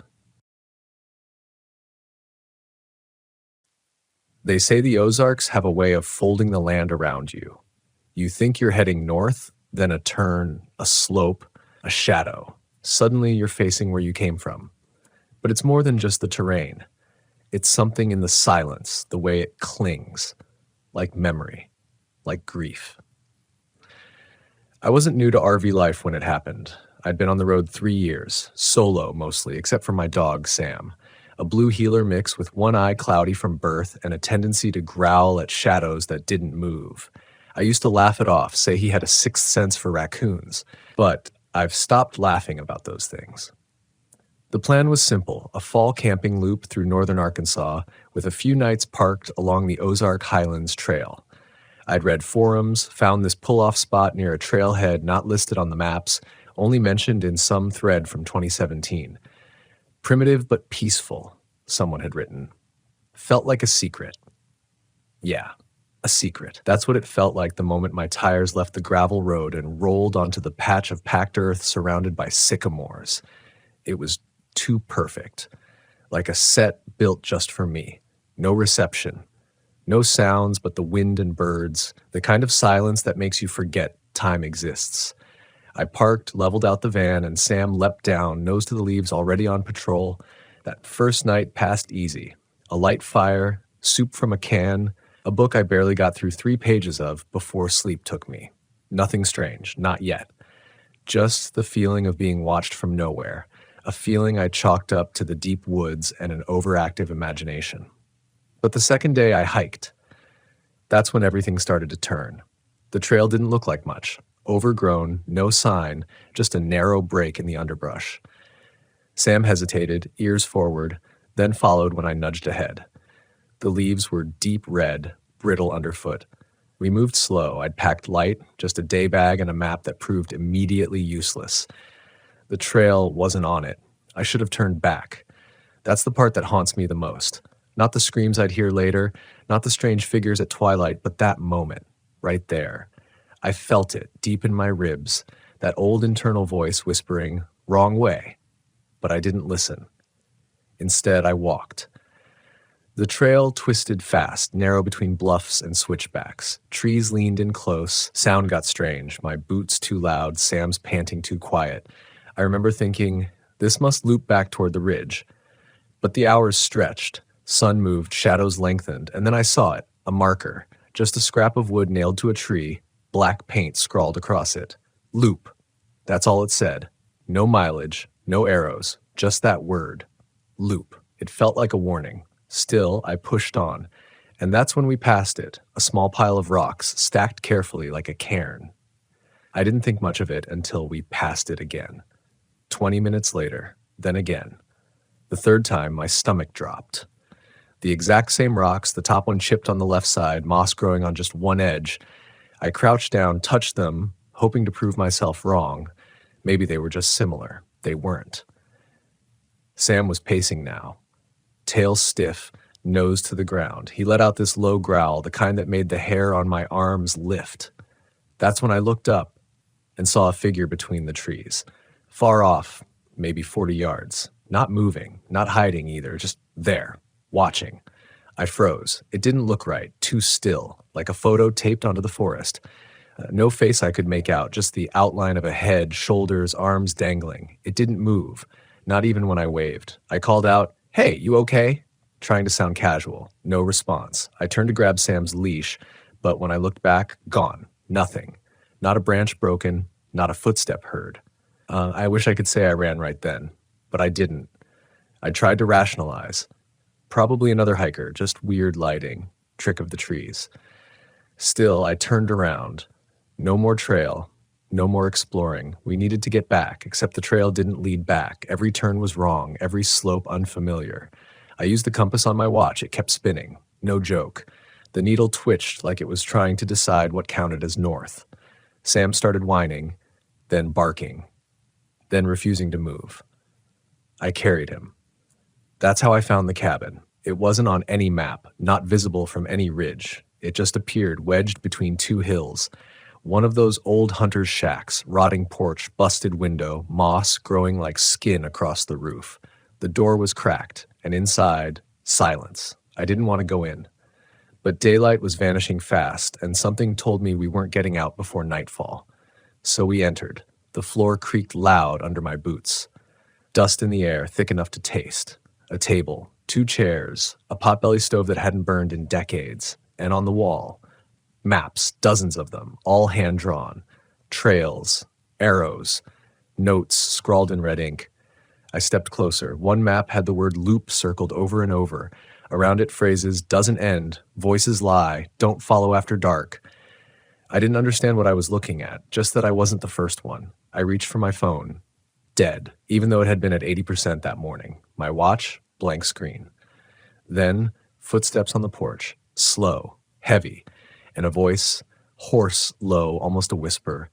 "You're early this time." I didn't breathe. The voice was right outside the door, as if someone had leaned in close to speak through the cracked wood. Sam backed into a corner, teeth bared, but didn't bark.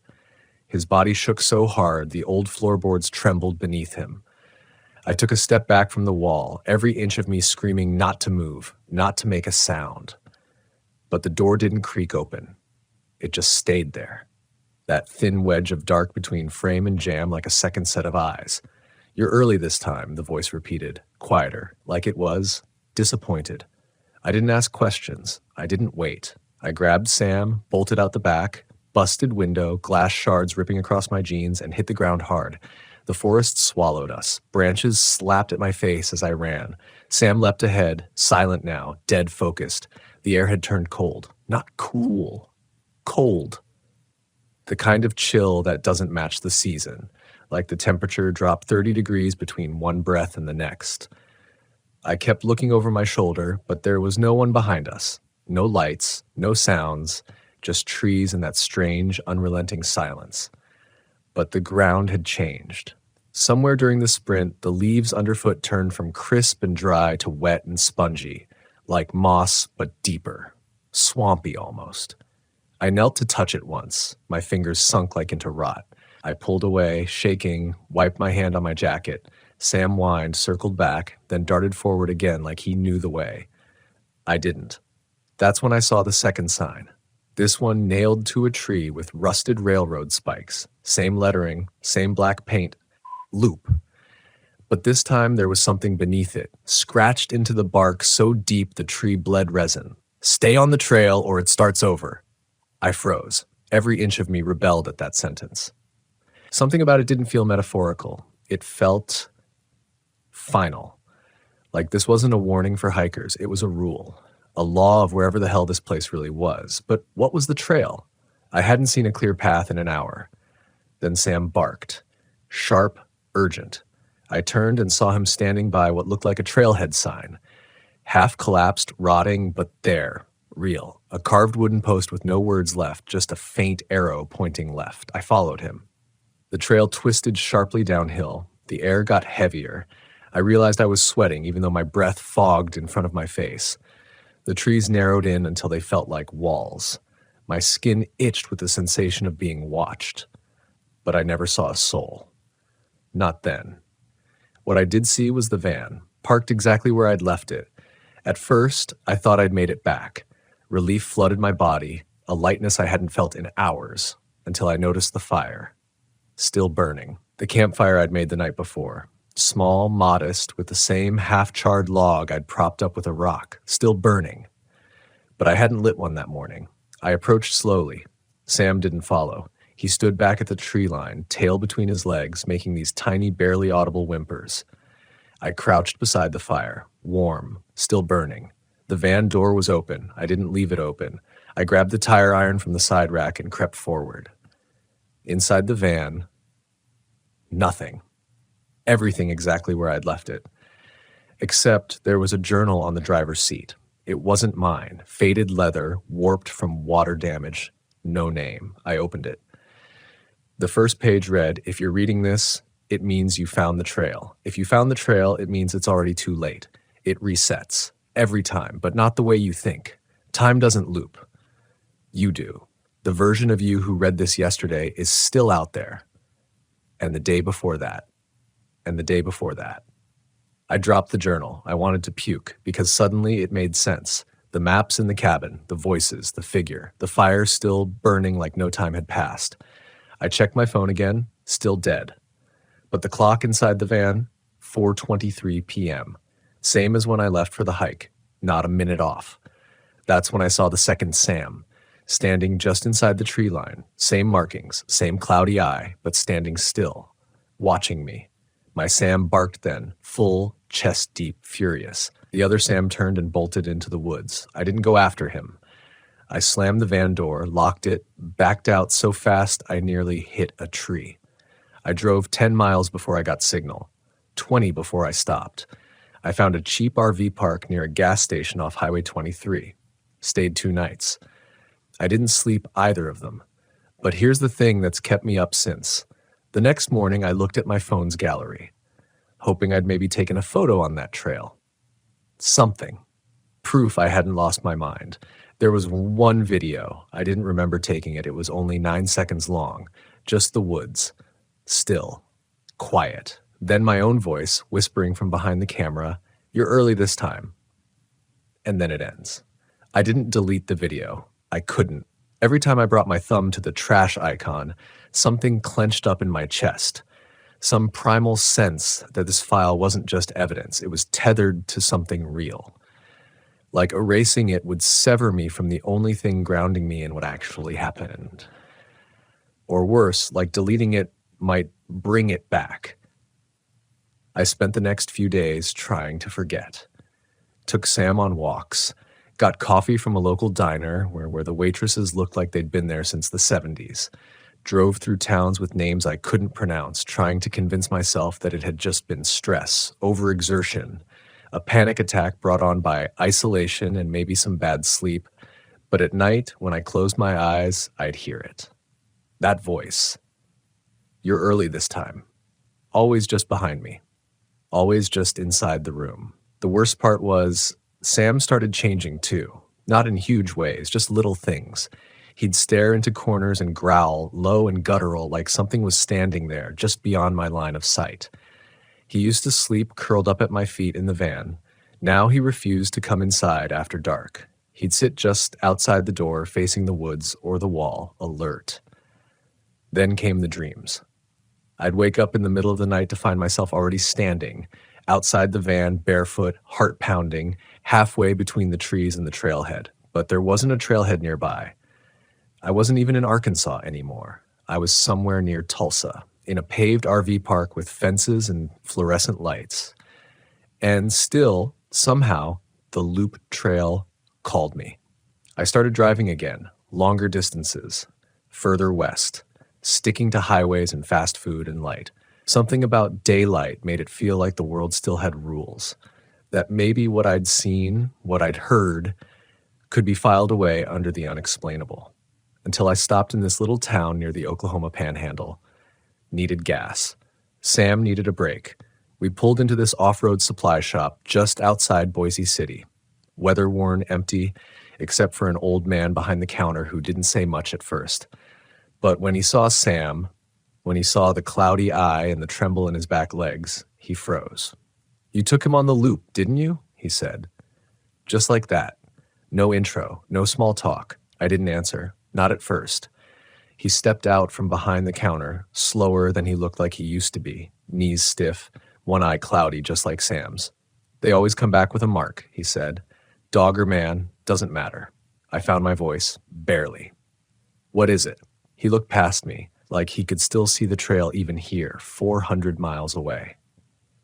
Old trail, wasn't always a loop, used to go up to a fire tower back when this country believed in watching its trees. Then something changed. Some say it was the ground, some say it was the blood. Either way, people started getting turned around, started seeing things. "Things like what?" I asked. He didn't answer right away. Instead, he pulled out a box from beneath the counter. Inside were pages. Dozens of them. Photos, sketches, names. He laid one down in front of me, a black and white photo, grainy, faded, a man standing beside a dog. My breath caught in my throat. It looked exactly like me. Same face, same build, same scar on my eyebrow. And the dog looked exactly like Sam. "You're not the first," the old man said, "and you won't be the last. That place doesn't just copy you. It remembers you, keeps pieces, sends you back out wearing your own face." I backed away. "What do you mean, sends you out?" He looked me in the eye then, dead serious, not a hint of mockery. "How do you know you're the one that made it out?" I left, didn't pay, didn't grab snacks, just loaded Sam in the van and drove until the sky turned orange, but I couldn't shake it. That question, how do you know you're the one that made it out? Because the truth is, I didn't feel right. I'd stopped craving food, stopped sleeping more than an hour at a time. I looked in the mirror and something about my own face felt off, like it had been drawn from memory, not from reality, a detail missing here, an expression that didn't quite match how I felt. And Sam, he was pulling away from me, used to follow every step I took. Now he sat apart, watched, guarded. One night, we pulled into an empty rest stop in New Mexico. Desert air, no trees, no trails. I thought we were finally free. But when I woke up, there were footprints in the dust around the van. Bare feet. And the strange thing was, they weren't walking to the van, they were walking away from the passenger door. That door had been locked. I checked the locks again. They were still locked, every single one, but something had gotten out. Or someone. And that's when it hit me. I couldn't remember falling asleep. I couldn't remember anything from the moment I turned off the lights to the moment I opened my eyes and saw the dawn. And then I looked at Sam, sitting 10 feet away, tail stiff, eyes focused on me, and I asked out loud, "Is it me?" And Sam growled. Sam had never growled at me before. Not once. Not in the 6 years I'd had him. He'd barked at strangers, lunged at a bear once, even got spooked by thunder and wind. But this was different. This wasn't fear. This was warning. I didn't move, just stood there beside the van in the morning heat, dust curling around my boots, sun climbing slow over the canyon rim behind us. I looked down at my hands, turning them over like I expected something to be written there, some mark, some symbol, anything to prove I was still me. Nothing. No wounds, no scars that didn't belong, no missing time, except for that whole night. I stepped forward. Sam growled again, louder this time, lip curling back to show teeth. I froze. "Sam," I said, trying to soften my voice. "It's me," but I didn't believe it anymore. Not entirely, and neither did he. That was the moment I realized how far gone I was, not just physically, but mentally. I had no one left to cross-check myself against. No mirror I could trust. No voice outside my own that could say, "You're okay." I packed up anyway. I didn't want to linger. I kept glancing over my shoulder, half expecting to see another version of me walking out of the canyon. The version that should have been in the van. The version that belonged to these memories. I drove west, fast, as far from Arkansas as I could get, Nevada, then the edge of California. But the thing about the loop is, once it's inside you, it doesn't about state lines. It's not about geography. It's about memory, about time. I stopped sleeping altogether. Not intentionally, just couldn't keep my eyes closed more than a few minutes. Every time I did, I'd jolt awake with a dry scream caught in my throat, convinced I was back in those woods. I'd see shadows loop in the corners of my eyes, hear voices whispering under the sound of the engine. You're early this time. Sometimes I'd hear knocking on the van walls, even while moving. Always 3 knocks. Always slow. Like a code I wasn't supposed to understand. The radio started picking up interference, static, voices, things that sounded like numbers being read off in a dead monotone. Once at a rest stop, my phone buzzed with a notification. It was a calendar alert. Time to begin loop. I never made that calendar event. I stopped in a small desert town that barely had a name, just a single diner, a gas station, and a motel that looked abandoned. I parked behind the diner, exhausted, wired, unsure how much more of this I could take. Sam wouldn't come out of the van anymore. He barely looked at me. He just laid there, breathing heavy, like he was carrying the same weight I was, but couldn't tell me what it meant. That night, I left the engine running and walked around the back of the diner. There was a payphone. No dial tone. I picked it up anyway. It rang. Once, twice, then a click, then my own voice on the other end. Don't go back. Please. Whatever happens, don't go back. The line went dead. I stared at the receiver in my hand, trying to convince myself I was hallucinating, that this was sleep deprivation, that I was sick or spiraling or finally cracking under the stress. But then the phone rang again. I dropped it and backed away, palms slick, chest pounding like a war drum. That night, I didn't sleep. I just sat behind the wheel, engine running, watching the shadows play across the windows. I watched the mirror, waiting to see myself behind me. I watched the dashboard clock, 2:47 a.m., then 2:47 again, then 2:47 again. The loop wasn't just in the woods anymore. It was in me. And if I didn't find a way to break it soon, I was going to disappear into it completely. The next morning, I drove back. I didn't want to, but I had to, because something was wrong. Something had been left behind or taken or twisted, and the only place I could face it was at the source. Back in Arkansas. Back on that trail. I kept thinking maybe it had been waiting for me to leave so it could finish the job. Or maybe it wanted me to come back. Maybe that was the whole point, not to scare me, but to change me. Slowly, carefully, until I was something else entirely. I didn't tell anyone, didn't post online, just drove with the lights off half the time, letting the back roads swallow me. I was past the point of pretending this was just stress. The moment I heard my own voice on that phone, the moment Sam growled at me, I knew this wasn't psychological. This was real. When I got back to the Ozarks, everything looked the same, almost eerily so. The gravel lot, the old trail sign, even the bike tire tracks I'd left a week ago. I stepped out of the van. Sam didn't follow. He didn't even move. I knelt down and looked into his eyes. You don't have to come, I told him. He didn't blink, didn't bark, just looked at me with this mix of loyalty and dread, like he was memorizing my face in case I didn't return. I left the door cracked open for him. Then I stepped onto the loop. The first 100 feet were dead silent. No birds, no wind, no bugs, nothing. I walked, one foot after the other. I didn't bring a phone, didn't bring a pack, didn't want anything to anchor me to the outside world.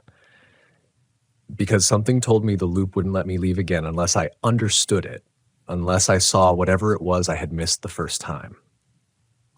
And as I moved deeper into the trees, I could feel it again, that shift, like the trail was no longer part of the forest, like it had peeled off into its own dimension, its own version of reality. And somewhere ahead, maybe just beyond that next bend, was me, the other one, still walking, still looping, still looking for a way out. The deeper I went, the more the air changed. Not colder, not warmer, just wrong, like stepping into a sealed room that hadn't been opened in decades. The smell of wet leaves gave way to something sour, metallic, almost like rusted iron or old blood. My footsteps barely made sound anymore. Even the crunch of gravel seemed dampened, like the trail itself was trying to erase me as I walked. My breath sounded too loud. The beating of my heart felt like it was echoing through a vacuum. The trees leaned in, not just visually, I mean they literally leaned, slightly, angled toward the trail like they were listening and watching. I walked another mile. 2? Time wasn't working right. The sun hadn't moved. My shadow stayed the same length no matter how far I went. Then I saw something ahead. A figure. It was crouched, hunched beside the trail, facing away. I froze, my stomach folding in on itself. It was wearing the same clothes I'd worn a week ago. The same hoodie, the same boots, down to the same tear in the left sleeve where I'd snagged it on a branch. I didn't call out, didn't move, just stared. The figure tilted its head slowly, like it had heard something only it could detect. Then it stood, not smoothly, not like a person does. It unfolded, a sickening, elongated rise, like bones rearranging under skin. And then it turned around. It wasn't me, not quite. The face was almost right. The eyes were too wide, and the mouth was pulled in a thin, unnatural line like someone trying to remember how to smile. The skin looked sallow, like it had been stretched too tight. Its hands hung stiff at its sides, fingers twitching slightly. It took a step forward, and then another. I backed away, breath catching in my throat. "No," I said aloud, though my voice barely sounded like mine anymore. The thing tilted its head again, a bird-like motion, curious, studying. Then it said in my voice, "You're early this time." I turned and ran. Branches tore at my arms. Roots clawed at my boots. The air pressed in thick and heavy like I was running underwater. My lungs screamed for oxygen, but my legs didn't stop. Behind me, no footsteps, no breathing. But the silence had changed. It was denser now, hungrier. I ran until the trail blurred underfoot, until the woods melted into one indistinguishable smear of green and gray. Then suddenly, light. I burst through a thicket into the clearing. My van, right where I'd left it, parked at the mouth of the trail like no time had passed at all. I stumbled toward it, heart pounding, sweat in my eyes. Sam was gone. I called for him once, twice. Nothing. I checked the trees, the trail, the back of the van. He was gone. I slid into the driver's seat, slammed the door, and fired up the engine. The key turned easily, too easily. The moment I pulled out of the lot, I knew. The gas gauge was full. I hadn't filled it. The map on my dash was open to a state I hadn't been in, Missouri. My hands were trembling as I gripped the wheel, staring down at them like they might morph in front of my eyes. Every inch of me felt wrong, like my body had been reassembled out of memory instead of matter, like I almost made it back. But not quite. I drove anyway. There was nowhere else to go. For the next few days, I tried to pretend. I drove the highways, found campgrounds, talked to gas station clerks, but everyone I met looked at me just a little too long, just a second too many, like their brain was trying to make sense of something that didn't quite fit. Children cried when I walked by. Dogs barked. Mirrors reflected things a fraction of a second too late. I stopped checking my reflection because I wasn't sure what I'd see anymore. That's when I started writing everything down, mapping it, trying to keep the pieces straight because that's the only thing that seems to work. Documentation. Memory slips, but writing stays. Maybe. And through it all, the trail calls to me. Every night. In dreams. In noises outside the van that sound like Sam's paws circling, then stopping just outside the door. In whispers that mimic my voice. In the woods at the edge of every new campsite, no matter how far I travel. The loop isn't a place anymore. It's a condition, a contagion. A mirror that infects you when you stare too long. And it's inside me now. The me who walked out of those woods, I'm not sure how much of him is still human, or if he's still walking that trail. If I'm just another echo, if the real me died a week ago and I'm the husk that climbed out. What I know is this: I can't go back. Not because it's unsafe, because I don't think I'd find the trail again. I think I'd find myself. Still out there, still walking, still trying to escape. And if we meet again, only one of us gets to leave. I tried to outrun it, state to state, campground to campground. I thought if I kept moving, I could break the cycle, change the pattern, disrupt the path it had burned through me. But that's the trick. The loop doesn't need a location anymore. It rides inside you. Even now, sitting at this rest stop off some nowhere highway in Oklahoma, the trees sway in that same rhythm, like they're syncing up to the forest I left behind. I've taken down every reflective surface in the van, taped over mirrors, blacked out the rear view. I don't want to catch a glimpse of something smiling back that isn't me. But it's not just about what you see, it's what you feel.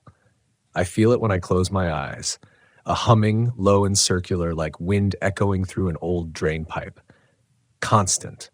Gnawing. I hear it in the tires when I drive, like they're tracing a circle I can't see. My GPS gets confused no matter where I go. Roads disappear, campgrounds I've been to vanish from the app.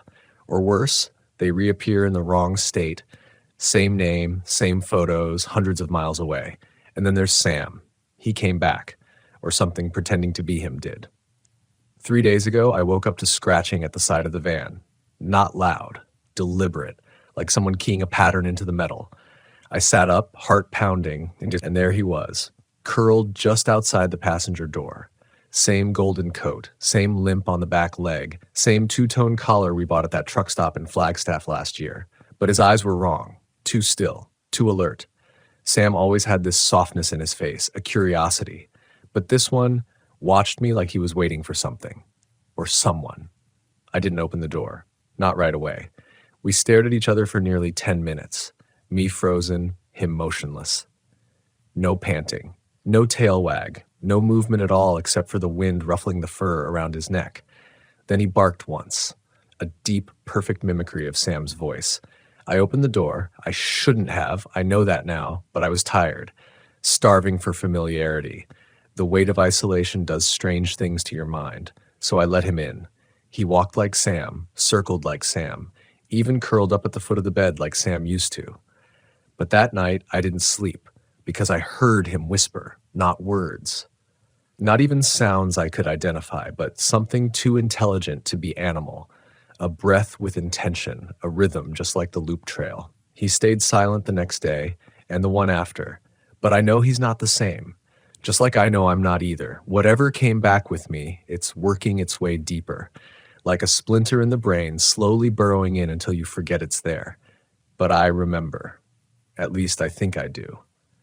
There was a moment on the trail, just before I found the van again, that keeps flashing back in fragments. It's not a memory. It's more like a possibility I didn't take. I saw something through the trees. A gap, maybe 20 feet wide, where the forest stopped. And beyond that gap, nothing. No horizon, no trees, no sky, just white, like the end of a page. I think I was meant to walk through it, but I didn't. And now the trail isn't done with me. Each time I stop, I see more signs, symbols etched into bark, circles within circles. Figures carved low into the wood, just at knee height, humanoid shapes with no faces, all bent forward like they're praying. Yesterday, I woke up to find one drawn in condensation on the inside of the windshield, drawn from the inside. And sometimes when I drive past a reflective window or glance too long into the chrome of a diner toaster, I catch that same figure from the trail, the one with my face smiling too hard. Always smiling. It watches. And it waits. Because the loop isn't just a path, it's a trial. It's a punishment. Or maybe a test. And you don't escape it by running. You escape it by understanding it, by facing what it wants you to see. So tonight, I'm going back. Not to the same trail, because I know now it's not about the Ozarks. It never was. It's any place with enough silence, enough dark, enough longing. I found a new spot, tucked in the corner of an Arkansas campground, not listed on any public maps, just a dirt lot behind an old ranger station that burned down 5 years ago. Locals say the land never healed right, trees grow twisted, birds won't roost. But I felt it when I pulled in, that same pulse in the air, that same hum beneath the gravel, the beginning of another loop. I packed light, just water, a flashlight, and this recorder. No phone, no mirror, no dog. If something comes back out with me, I want to be damn sure it's me. And if I don't come back, if something else writes the rest of this, I hope you notice. I hope you're paying attention, because this trail has many entrances. and it remembers your name long before you ever learn its. I stepped into the woods just after dusk, when the sky was bleeding out its last light and the trees began to close in around it, like a wound scabbing over. The trail wasn't marked. There were no signs, no posts, not even a clear path. Just a thinning of the underbrush in a gentle arc to the right, like the forest itself had been walked in circles too many times and was starting to wear thin. I didn't use a flashlight. I didn't want to show it where I was looking. That hum returned the second I passed under the first low-hanging branch. It wasn't sound, not really, more like a vibration in the chest, a low-frequency ache that settled into the ribs. I felt like I was walking into memory itself, not a place, a loop made of feeling. At first, everything looked different from the Ozarks Trail. The trees here were younger, pine instead of oak, thinner, taller. But the deeper I went, the more familiar it became, not in geography, but in pattern. The way the roots twisted in that same spiral around the trail, the way every 30 feet or so the air shifted temperature, warm to cold, then warm again, the way I kept smelling smoke even though nothing was burning. And then the whispers started. They didn't say words. They suggested them. Ideas, half-formed, brushing the inside of my skull like cobwebs you can't find with your hands. Go left. That tree wasn't here before. You've already passed this clearing. My breathing changed, not faster. Different. I caught myself inhaling at the same points each time, when I passed a certain stump, when I stepped on a patch of moss, like a ritual I didn't remember writing. I saw shapes in the fog. At first, I told myself they were tricks of the low light, maybe shadows of deer, maybe illusions of depth, but they moved with me. Stopping when I stopped, standing in threes, always in threes, never facing me, never approaching, just there, like memory waiting to be remembered. Then came the knocking. Not like before, not the rapid tapping I heard on the van. This was slow, methodical. Knock, knock, pause, knock, like someone knocking from underground. I froze. Everything in me screamed to run, but I didn't. I let the knock pass, and when it did, I turned and saw the clearing, just like before, perfectly circular, trees evenly spaced around the edges, almost architectural in how unnatural they looked, no undergrowth, no animals, just dry dirt and a single wooden post rising from the center. This one had something nailed to it, a collar, two-toned, frayed around the edges. Sam's. I stepped forward. The air shifted, cold, sudden, metallic like breathing in freezer burn. And then I heard my own voice, coming from behind me. Don't. I spun. No one there. Just the trail winding away behind me, impossible to see more than a dozen feet before the fog swallowed it again. But I knew that voice. I knew it because it was the same cadence I use when I'm talking to myself. The same voice I used when I first walked back to that trail in the Ozarks. The same voice I used when I told Sam to stay close, when I told myself not to panic, when I whispered, I don't believe this is happening. The loop wasn't showing me the past. It was showing me what I'd left behind. I turned back toward the post. The collar was gone. In its place, a mirror, cracked down the middle, just big enough to reflect my face in fragments. I stepped closer. The reflection didn't match. It was me, but not now, me. Younger, cleaner, unbroken, the me from before the trail, before the loop, before I saw things that rewrote my memory like bad edits in a home video. And that version of me was smiling, just like the thing from the first loop, that too wide, too knowing grin. I raised a hand to touch the mirror. My reflection didn't move. Instead, it tilted its head. Just slightly, just enough. And then it spoke. I'm what you left behind to survive. My chest seized, because I understood suddenly what the loop was. It wasn't a place. It was a fracture, a choice you avoid so many times that it starts forming its own reality.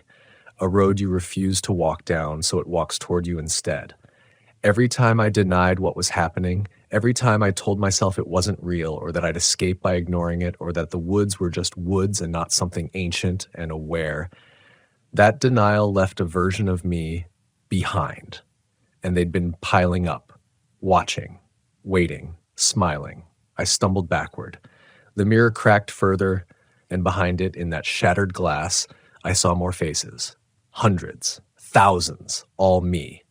All with that smile. All reaching out, arms stretched through the slivers, pressing from the other side. I ran. I don't remember how long. The forest warped as I moved, trees bleeding into one another, ground folding upward in ways that shouldn't have been possible. I felt myself running not just forward, but inward, like diving into a thought you don't want to think. And then, light. Not sunlight. Headlights. The van. I burst out of the woods gasping, blood on my hands from unseen branches or maybe something else. I slammed the door behind me and peeled out without even buckling in. Tires screamed, gravel flew, trees blurred past, and the hum faded.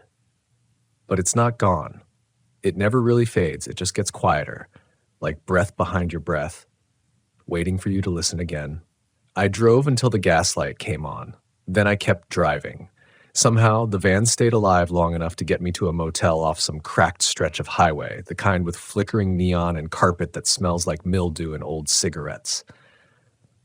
I didn't sleep, not because I didn't want to, but because every time I closed my eyes, I saw my face in that mirror, smiling back, wrong, like it knew something I didn't, like it was waiting for me to come back. The hum never really left me. It settled in the bones, low, constant, like tinnitus for the soul. That was 2 years ago, and I wish I could say I stayed away, that I never went back to the Ozarks, that I sold the van, moved to a city, got help, talked to someone. But that would be a lie, because I did go back, again and again and again, not because I wanted to, because I had to. Because there's something about a loop like that. It doesn't end just because you walk away. It waits. It pulls, like gravity, like guilt, like the version of you that never left and wants to make sure you don't forget it exists. I kept it to myself for a long time. I didn't talk to family, didn't try to explain what had happened to Sam. I didn't even tell the police. What could I have said? Yeah. Hi, my dog disappeared into the woods and I found a time fracture that keeps trying to replace me with all the selves I left behind in denial. They would have locked me up. Maybe they should have. But one day, I found something that made me rethink the silence. It was a message, tucked into the side pocket of my van, wedged so deep I wouldn't have noticed it unless I was cleaning everything out to sell it. The paper was yellowed like it had been there for years. Maybe longer. It was in my handwriting, but I never wrote it. Don't follow the trail. Don't talk to the other versions. Burn the post if you make it to the clearing again. And above all, never smile back. I sat there in the driver's seat, just holding it. It was real. It had to be, because I remembered none of it. But the words felt familiar, like muscle memory, like reading a diary entry from a life I'd forgotten I lived. And that meant some version of me had made it further than I had and left a warning behind, not for anyone else, for me. The loop doesn't just trap you in time, it fragments you, splits you at the places where you lie to yourself. And every version that breaks off keeps living. Some die, some go insane, some get stuck, repeating the same decisions over and over, but some survive long enough to leave warnings behind. It made me wonder how many me's had been through that loop, how many left messages I hadn't found yet, how many were still in there, walking the same steps, seeing the same post, hearing the same knocking. I stopped trying to avoid it. Instead, I prepared, not to escape, to confront it. Because if that mirror was right, if what I saw was the version of me I abandoned to survive, then maybe the only way to end this was to go back, not to run, not to panic, but to face it, to find the center of the loop, whatever it was, and make a choice I hadn't been willing to make the first time. So I packed up, not everything, just what mattered.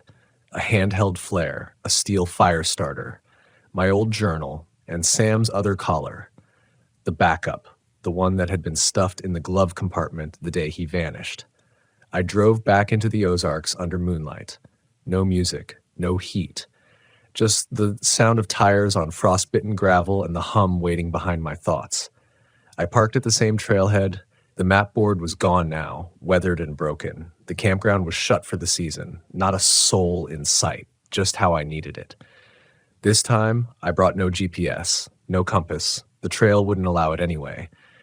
The moment you step in, all logic distorts. The loop doesn't live in coordinates. It lives in regret. The hum began the second my boots hit the path. The fog thickened. Branches hung lower than I remembered. The spiral was tighter. And then the trail changed. It didn't go forward. It went down. Not like a hill, like a sinkhole. The ground softened under my feet, swallowing my boots in cold mud. Trees grew sideways, twisted like they were trying to crawl away from something deep below. The smell of smoke returned, heavier this time. Almost sweet, almost like burned hair. I didn't stop. I followed the spiral downward, into the dark. And then I reached it, the post. Same clearing, same shape. But this time it wasn't empty. There was a fire already lit at the center. And sitting next to it was me. Not smiling, not threatening, just tired, older, eyes like cracked glass. He looked up when I approached and said, "Took you long enough." He didn't seem surprised to see me. Just nodded once, like we'd made an appointment. I didn't speak at first. Neither did he. We just stared at each other across the fire that hissed with slow-burning damp wood. The flames weren't right, too blue around the edges, like they were burning something not quite natural. Something that shouldn't catch. "You wrote the note," I finally said, my voice tight, barely more than a whisper. He nodded again. "I wrote a lot more than that. You just haven't found the rest yet." There was a long pause between us. The woods were utterly silent, not a single insect, not a breeze, just that low, ever-present hum coiling around the trees, threading through my ribs. "Why now?" I asked. "Why let me find you this time?" His expression shifted, like it hurt to explain. "Because you're the first one to come back with intent. All the others ran, or broke, or begged, but not you. You knew what you were walking into. That changes things." "You mean there are more versions of me?" I asked. He tilted his head toward the woods behind him. I looked, and for a second, just a heartbeat, I saw them. Dozens of me, all frozen at various stages of terror. Some looked like they'd been there for years, hollow eyes, bones visible beneath torn clothes. Others were fresh, recent, not even dirty yet, still clutching flashlights or cell phones or notes in their own hands. Every single one of them was looking at me. Every single one was me. And none of them moved. "They can't leave," the man by the fire said. "They're echoes, possibilities. You created them the moment you chose to survive instead of confront. That's the price of running in this place." The air grew colder. I could feel it again, that presence, the wrongness that had followed me since the first night, the version of me in the mirror. "Where is it?" I asked. "The thing in the woods, the thing pretending to be me." He gave a tired smile. "You're thinking about it wrong." "What?" "It's not pretending. That is you. Just one of the many paths you left behind. The you that surrendered completely to the loop. The one that stopped resisting and became part of it." My skin went cold. "That version of you likes it here. It doesn't want to leave. It smiles because it's content. It wants you to smile back because that's how it wins." The fire hissed louder. The hum deepened. I could feel it circling the clearing, invisible but heavy. A kind of pressure in the lungs, in the mind, like a dream you can't quite shake, even after waking up. "Then how do I end it?" I asked. "How do I break the loop?" He looked into the flames. "You burn the anchor." "What anchor?" He pointed across the clearing to the post, the one with the marking carved deep into its face. I walked toward it slowly. This time, the mark had changed. It wasn't just a spiral. It was a face. My face! Eyes closed, mouth stretched into that same awful grin I'd seen in the mirror. I touched the wood, and it pulsed. Alive, almost. Warm. "Everything that happens in the loop starts here," he said. "This is where your fear began. This is where you chose to doubt yourself. That choice created everything else. And if I burn it, you sever the connection. All the fragments collapse. The loop folds in on itself." I reached for the flare in my coat pocket, fingers trembling. But then I heard it. A growl. Low. Guttural. Familiar. My blood ran cold. From the tree line, something stepped forward. It was Sam. But not the way I remembered him. This version was emaciated, eyes glowing faintly, fur hanging in clumps. He didn't wag his tail, didn't bark, just stared at me with that same wrong smile in his jaw, stretched too wide, like something had warned him. "No," I breathed. "No, you're not real." Behind me, the other me stood, calm. It's going to try everything, every memory, every hope, every fear, because it knows you're close. You're closer than anyone's ever been, and that terrifies it. Sam took another step forward, twitching, almost limping. My heart ached. I took a step toward him. "No," the man warned sharply. "That's not him. You know it. You know it." I stopped. Sam's face flickered just for a second, and I saw it. Not fur, not skin, but bark and rot and teeth. It opened its mouth, and that sound came out. Not a bark, not a growl. A voice. My voice. "Come on," it said. "You left me behind. Don't leave me again." The hum built behind my ears, screaming now, vibrating my teeth. I turned back toward the post, pulled the flare. I lit it and pressed it to the base of the wood. It caught instantly. Too quickly. The flames roaring upward like the post was soaked in gasoline. The fake Sam lunged forward, but the fire formed a ring around me, keeping it out. The spiral face began to twist, contort, its carved smile twitching in the bark. I screamed as the heat seared my arms, but I held the flare in place. The post buckled, crashed to the ground, and everything went white. I woke up in my RV, but not in the woods, not in the Ozarks. I was parked in a rest area off I-40 in Oklahoma. Sun beating through the windshield, the hum of passing cars beyond the windows, the kind of place you stop for gas, stretch your legs, maybe grab a soda. For a full minute, I couldn't move. I just stared at the dash, heart pounding, sweat dried to my neck and arms like a second skin. My boots were caked in mud. The smell of smoke clung to my coat. My left hand was burned, bandaged in a rough, blackened strip of fabric that looked like the remains of an old t-shirt. Not mine. I reached for my phone, battery dead. Glove box, my backup charger, gone. I stepped out slowly, one boot to gravel at a time, every part of my body trembling. The wind was warm, real. I heard birds, real ones, trucks honking in the distance. No whispering, no echoing silence. But my brain didn't trust it yet.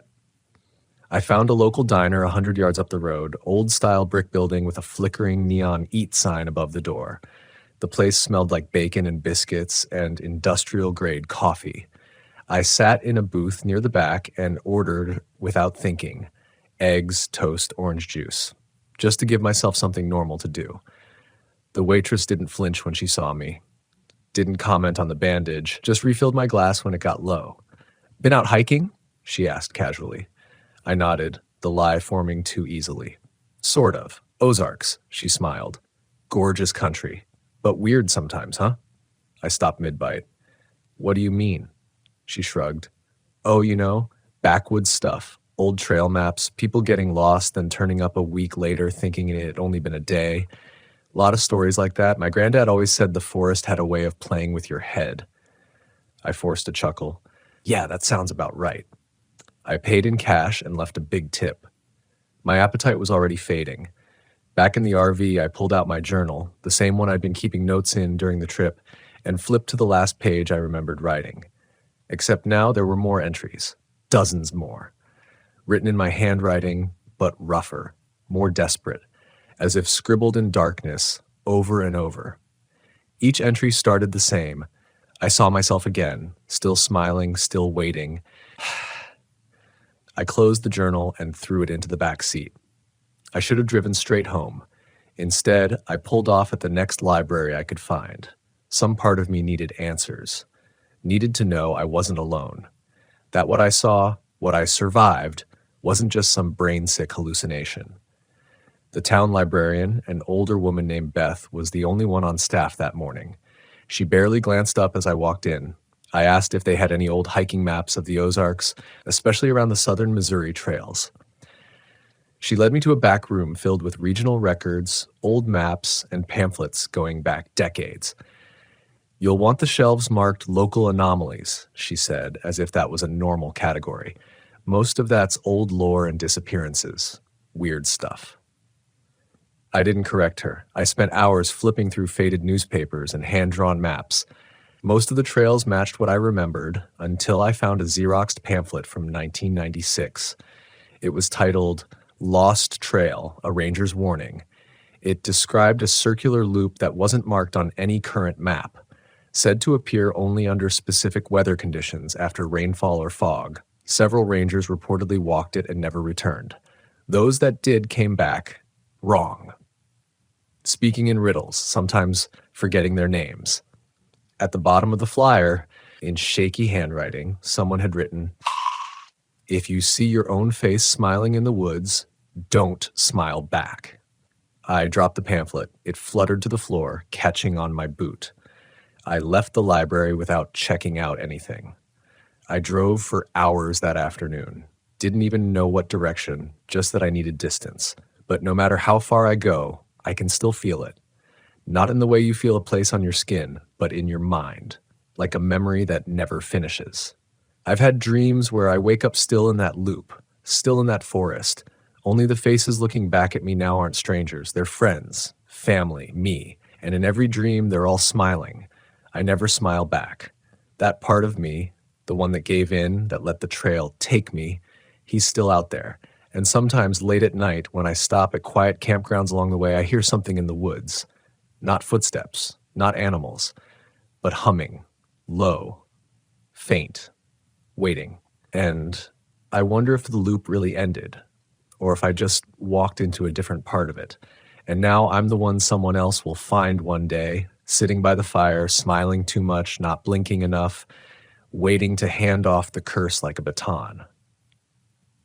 Maybe that's how it works. Maybe there's no breaking the loop, only passing it on. I don't camp the way I used to. Not since the loop. I still sleep in my van, still chase sunsets down forest highways and pull into trailheads before the world stirs awake. But I don't linger anymore. I don't follow unmarked paths, and I never ever circle back. I've started to notice things I used to ignore. A second shadow when I step into the trees. A voice just under my own breath that sounds too much like mine.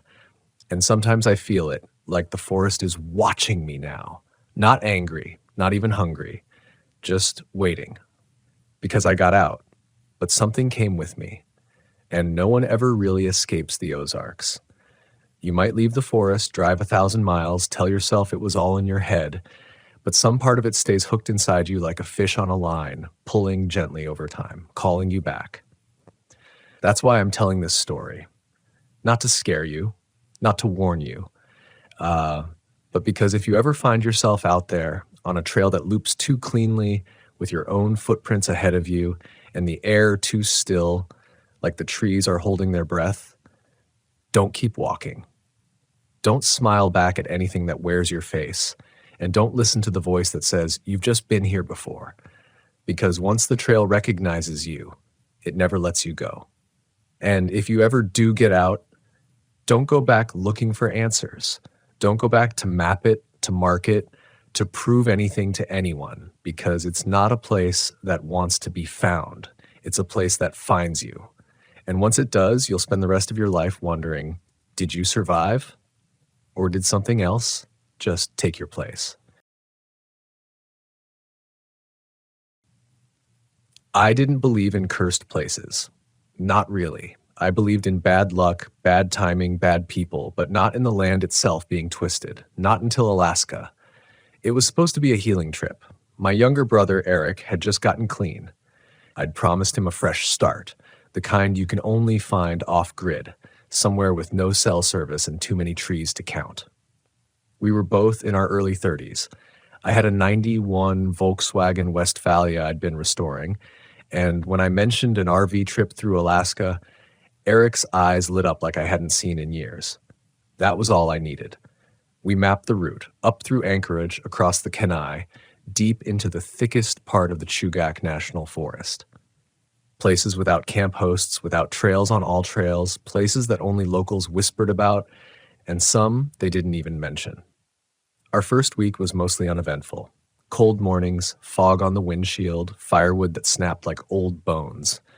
We hiked, cooked over coals, slept with knives near our pillows, just in case a bear came sniffing. But we were good, real good. Eric hadn't touched a drink or a pill. I hadn't had a nightmare in days. It felt like possibility. Then we found the map. It was a folded piece of plastic, fluttering under a rock at a pull-off we almost missed. No signs, no other vehicles, just the glint of something unnatural under an old tree stump. Eric picked it up, thinking it was trash, but it was hand-drawn. Ink bleeding in the corners from rain, a ragged edge where it had been torn or bitten. There were coordinates scribbled in the margin and a name written in shaky, all-capitals print. Weeping Woods, do not stay past dusk. We laughed at first, nervous laughter, one of those inside joke moments where you pretend you're not unnerved because it's stupid, right? Campers leaving creepy messages, local teenagers, that kind of thing. But Eric, always the impulsive one, typed the coordinates into his phone's offline maps. It was only 30 miles northeast, through a logging road barely wide enough for our van. We should have left it alone. We hit the trail the next day. The road in was brutal. The trees pressed close like they didn't want us there. Branches scraping the paint and reaching in like fingers every time we slowed to look around.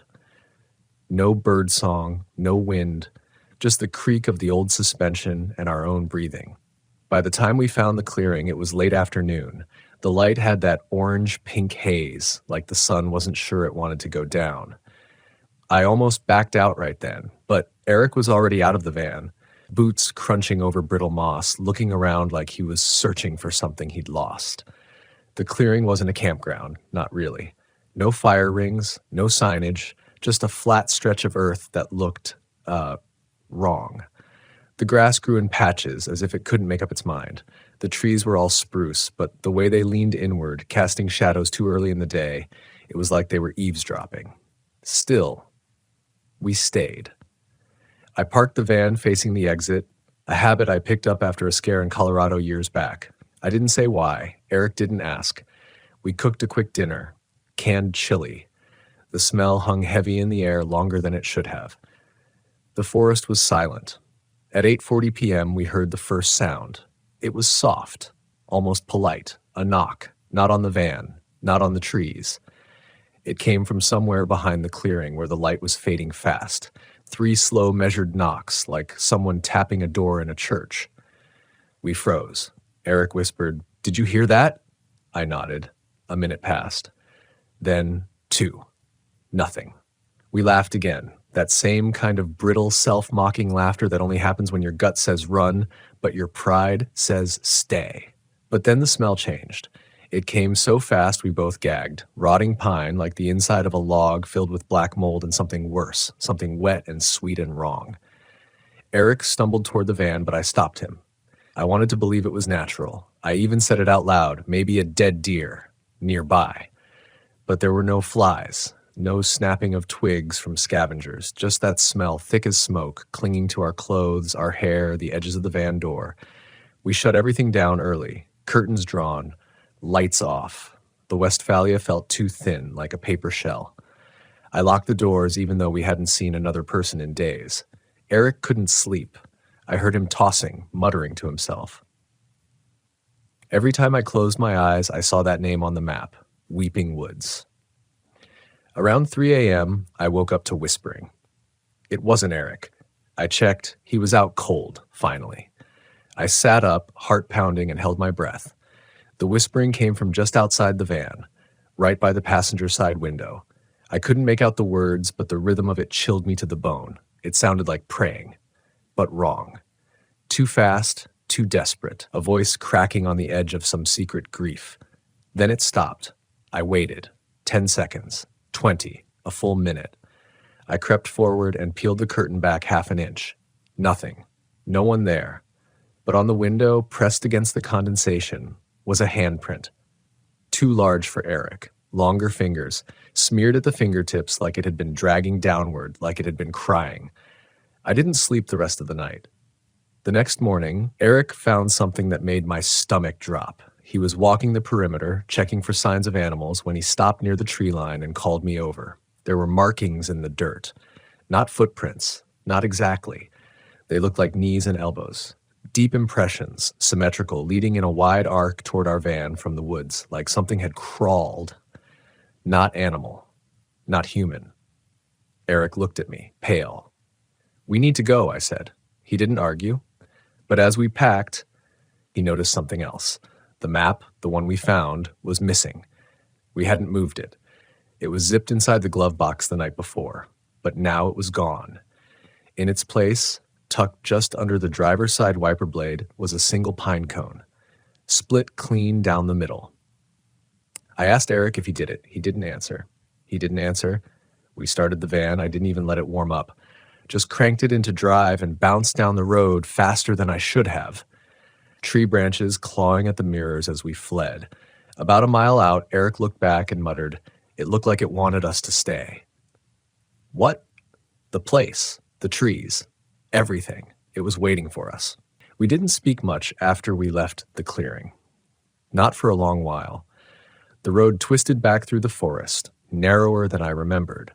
At one point, I had to slam the brakes. A fallen branch lay across the path that hadn't been there on the way in. Not a tree, just a single thick branch, freshly snapped at both ends, as if someone had laid it there with purpose. Eric got out to move it. I stayed behind the wheel. As soon as he touched the branch, he jerked his hand back, shaking it. "Thorns," he muttered. But there were no thorns. Just sap, dark, almost black, and sticky like oil. It clung to his skin long after he wiped it off. I watched it catch the light as we drove, glistening like a wound that wouldn't close. We camped that night at a state-maintained site off the highway.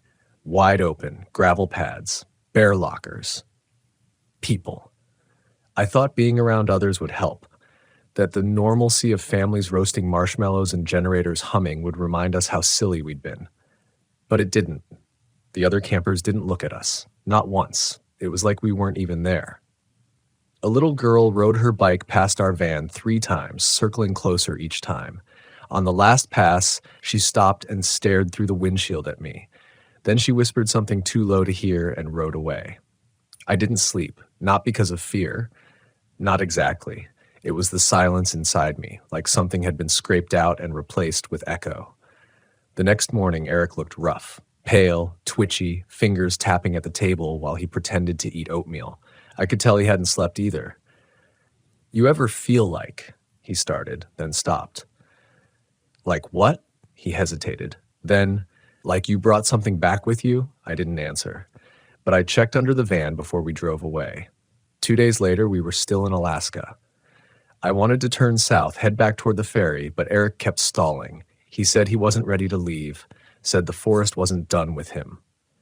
That's when I realized something was wrong. Not just wrong inside him. He kept staring at the trees. Every pull-off, every roadside patch of growth, he'd roll down the window and breathe deep like he missed it. He started asking weird questions too. Things like, "Do you think people could live out there without being found?" Or, "What if it's not cursed, just misunderstood?" I told him to stop. That he sounded insane. He didn't argue. He just smiled, but it wasn't the kind I recognized. That night, he disappeared. We were camped near a river, remote, but not too far from the main road. I woke up around 2 a.m. to the sound of the sliding van door closing softly. No footsteps, no rustling, just gone. His sleeping bag was empty, shoes missing, knife gone from the holder on the wall. I called his name over and over. Nothing. I got out, flashlight in one hand, bear spray in the other, and searched the tree line. Cold air bit at my neck, and the moon was full, but the light seemed muted, like it didn't want to touch the ground. After 10 minutes, I found his footprints. Barefoot. They led away from the van, away from camp, into the thickest part of the woods. I followed them until they vanished into moss. Then I saw the trees. Not ordinary spruce. These were darker, thicker, clustered so tightly their trunks touched like knuckles in a clenched fist. The air was still. No breeze, but the branches above swayed as if something unseen was moving through them. And there, at the base of one of the trees, was the map. The same one we'd lost. It had new writing on it now, a different hand, smoother, careful lettering like it had been etched with intention. It said, "He knows now. Let him stay." I felt bile rise in my throat. I grabbed the map, crumpled it, and ran back to the van, locked every door. Sat with my back against the driver's seat, shaking, heart pounding so loud it drowned out everything else. At sunrise, Eric came back. He looked different, dirty, sure, but more than that, his eyes were too still. His voice was flat. "Where were you?" I asked, trying to keep calm. He shrugged. "Just walking." I asked him why he didn't bring his boots. He smiled and said, "Didn't need them." I almost cried, not from fear, from grief. My brother was still there physically, but something had cracked inside him, and whatever had spilled out wasn't coming back. I drove us out of Alaska the next day, didn't stop, didn't look back. We took the ferry from Haines to Bellingham. Even on the boat, I couldn't shake the feeling of being watched. Eric stood at the railing most of the time, staring north. I asked him once what he was looking at. He said, "Just waiting to see if it follows." We got home a week later. The van was filthy, covered in pine needles that hadn't been there when we left the ferry. We washed it, scrubbed everything, but that smell, that rotting pine, that wet decay, it lingered. Months passed. I tried to rebuild my life, tried therapy, told myself it was stress, hallucination, sleep deprivation, but I know better. Because 3 nights ago I heard whispering again, outside my bedroom window. Not loud, not threatening, just familiar. I opened the curtain and found nothing there, but pressed against the glass was a handprint. Long fingers dragging downward, same as before, only this time I was 1,000 miles from Alaska, and I wasn't in an RV. I didn't tell Eric about the handprint. I didn't have to. The next morning, he called me. No greeting, no small talk, just, "They're here." That's all he said before hanging up. I drove straight to his apartment, found the front door open. No signs of struggle, but the place was wrong. His books were gone, every photo taken down from the walls. The couch cushions stacked neatly like a shrine, and in the center of the floor, that same damn map, now stained darker like something bled through it. Still showing that forest in Alaska, even though we never marked it, and someone or something had written on it again. We don't stay gone. I left. I couldn't stay. Whatever had happened out there, whatever had come back with us, it hadn't stayed in the trees. It was patient, it was watching, and it had found a way through. I tried to rationalize. I told myself I was just exhausted. Maybe Eric had had a break, maybe it was psychological. I wanted to believe that so badly, that it was trauma, not truth. That the cold, creeping thing I felt at night, the thing that pressed down on my chest and whispered like wind in dead pine, wasn't real. But then I started seeing her. At first, I thought it was a trick of the light, a shadow behind the curtain, a flash in the mirror. But she was there. A woman, maybe in her 40s, pale skin stretched tight like bark stripped from a dying birch. Eyes, wrong, black but reflecting light like beetle shells, and her mouth, always open, just a little, like she was breathing out something she never inhaled. I saw her across the street one night, standing under a flickering street lamp, head tilted back as if she could smell me through the walls. Then I saw her closer. Each night, nearer than before, at the foot of my driveway. Then at the porch. Then she was inside. I woke up one night to find muddy footprints leading from the front door to the hallway. Not mine. Barefoot. Small.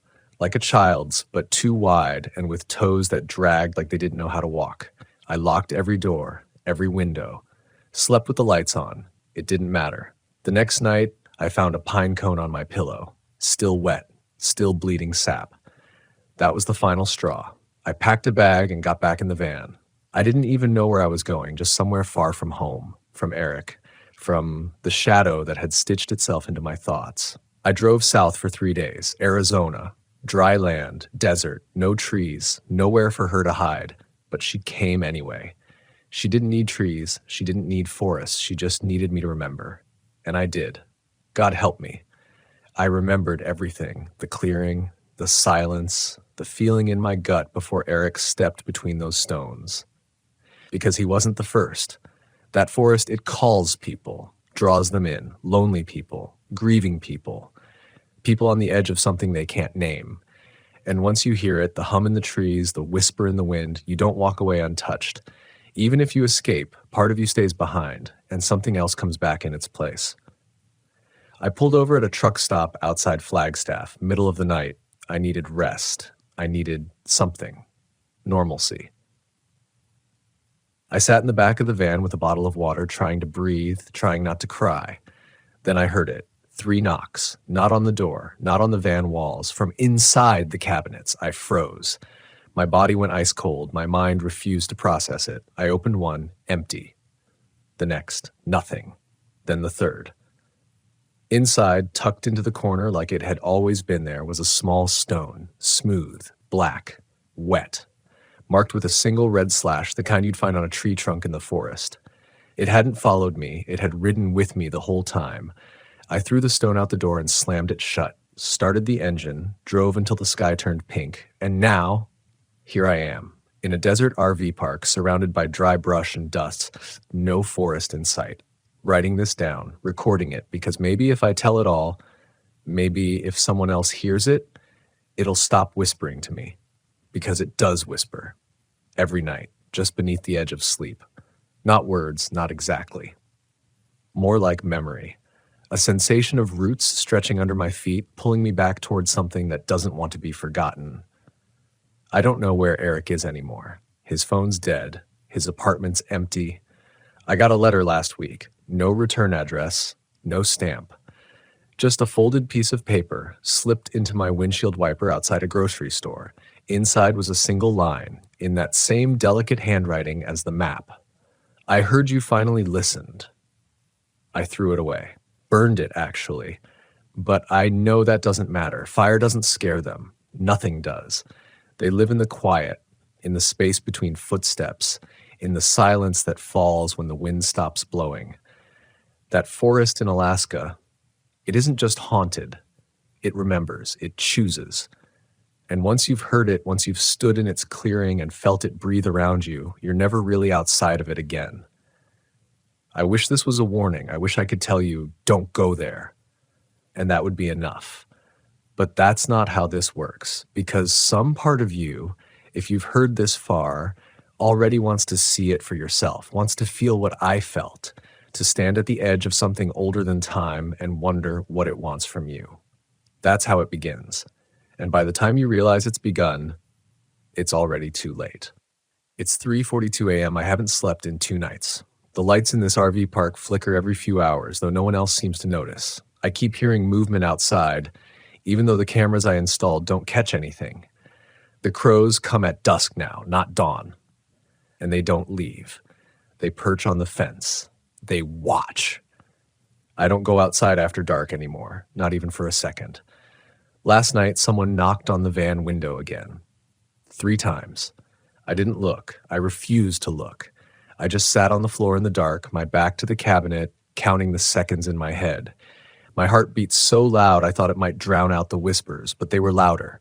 She was whispering my name, not screaming it, not demanding, just saying it, like she knew I was listening, like she always knew I would. And I'm tired. So tired. Not just of the fear or the constant waiting for something to grab me from the shadows. I'm tired of not knowing what they want. Because that's the worst part. Not the fear, not the panic, not even the dread. It's the unknowing. The sense that there was a choice made a long time ago, and I've been living in the fallout ever since. I started digging again, not literally, mentally. I pulled every map of Alaska I could find, every article, every forum post. I searched the name of that forest, the coordinates from the GPS, anything that might give me a name, nothing official. But there were stories. Buried in old forums, lost blogs, sites long abandoned. One guy said his brother vanished there in 1982. Just gone. No body, no signs, just tire tracks that stopped at the edge of a clearing and footprints that led inward, never returning. Another claimed the Tlingit tribes avoided that region for generations, calling it the place of returned voices. Not spirits, not ghosts. Voices. Things that spoke with the faces of loved ones. Things that lured people deeper into the trees, promising peace, forgiveness, silence.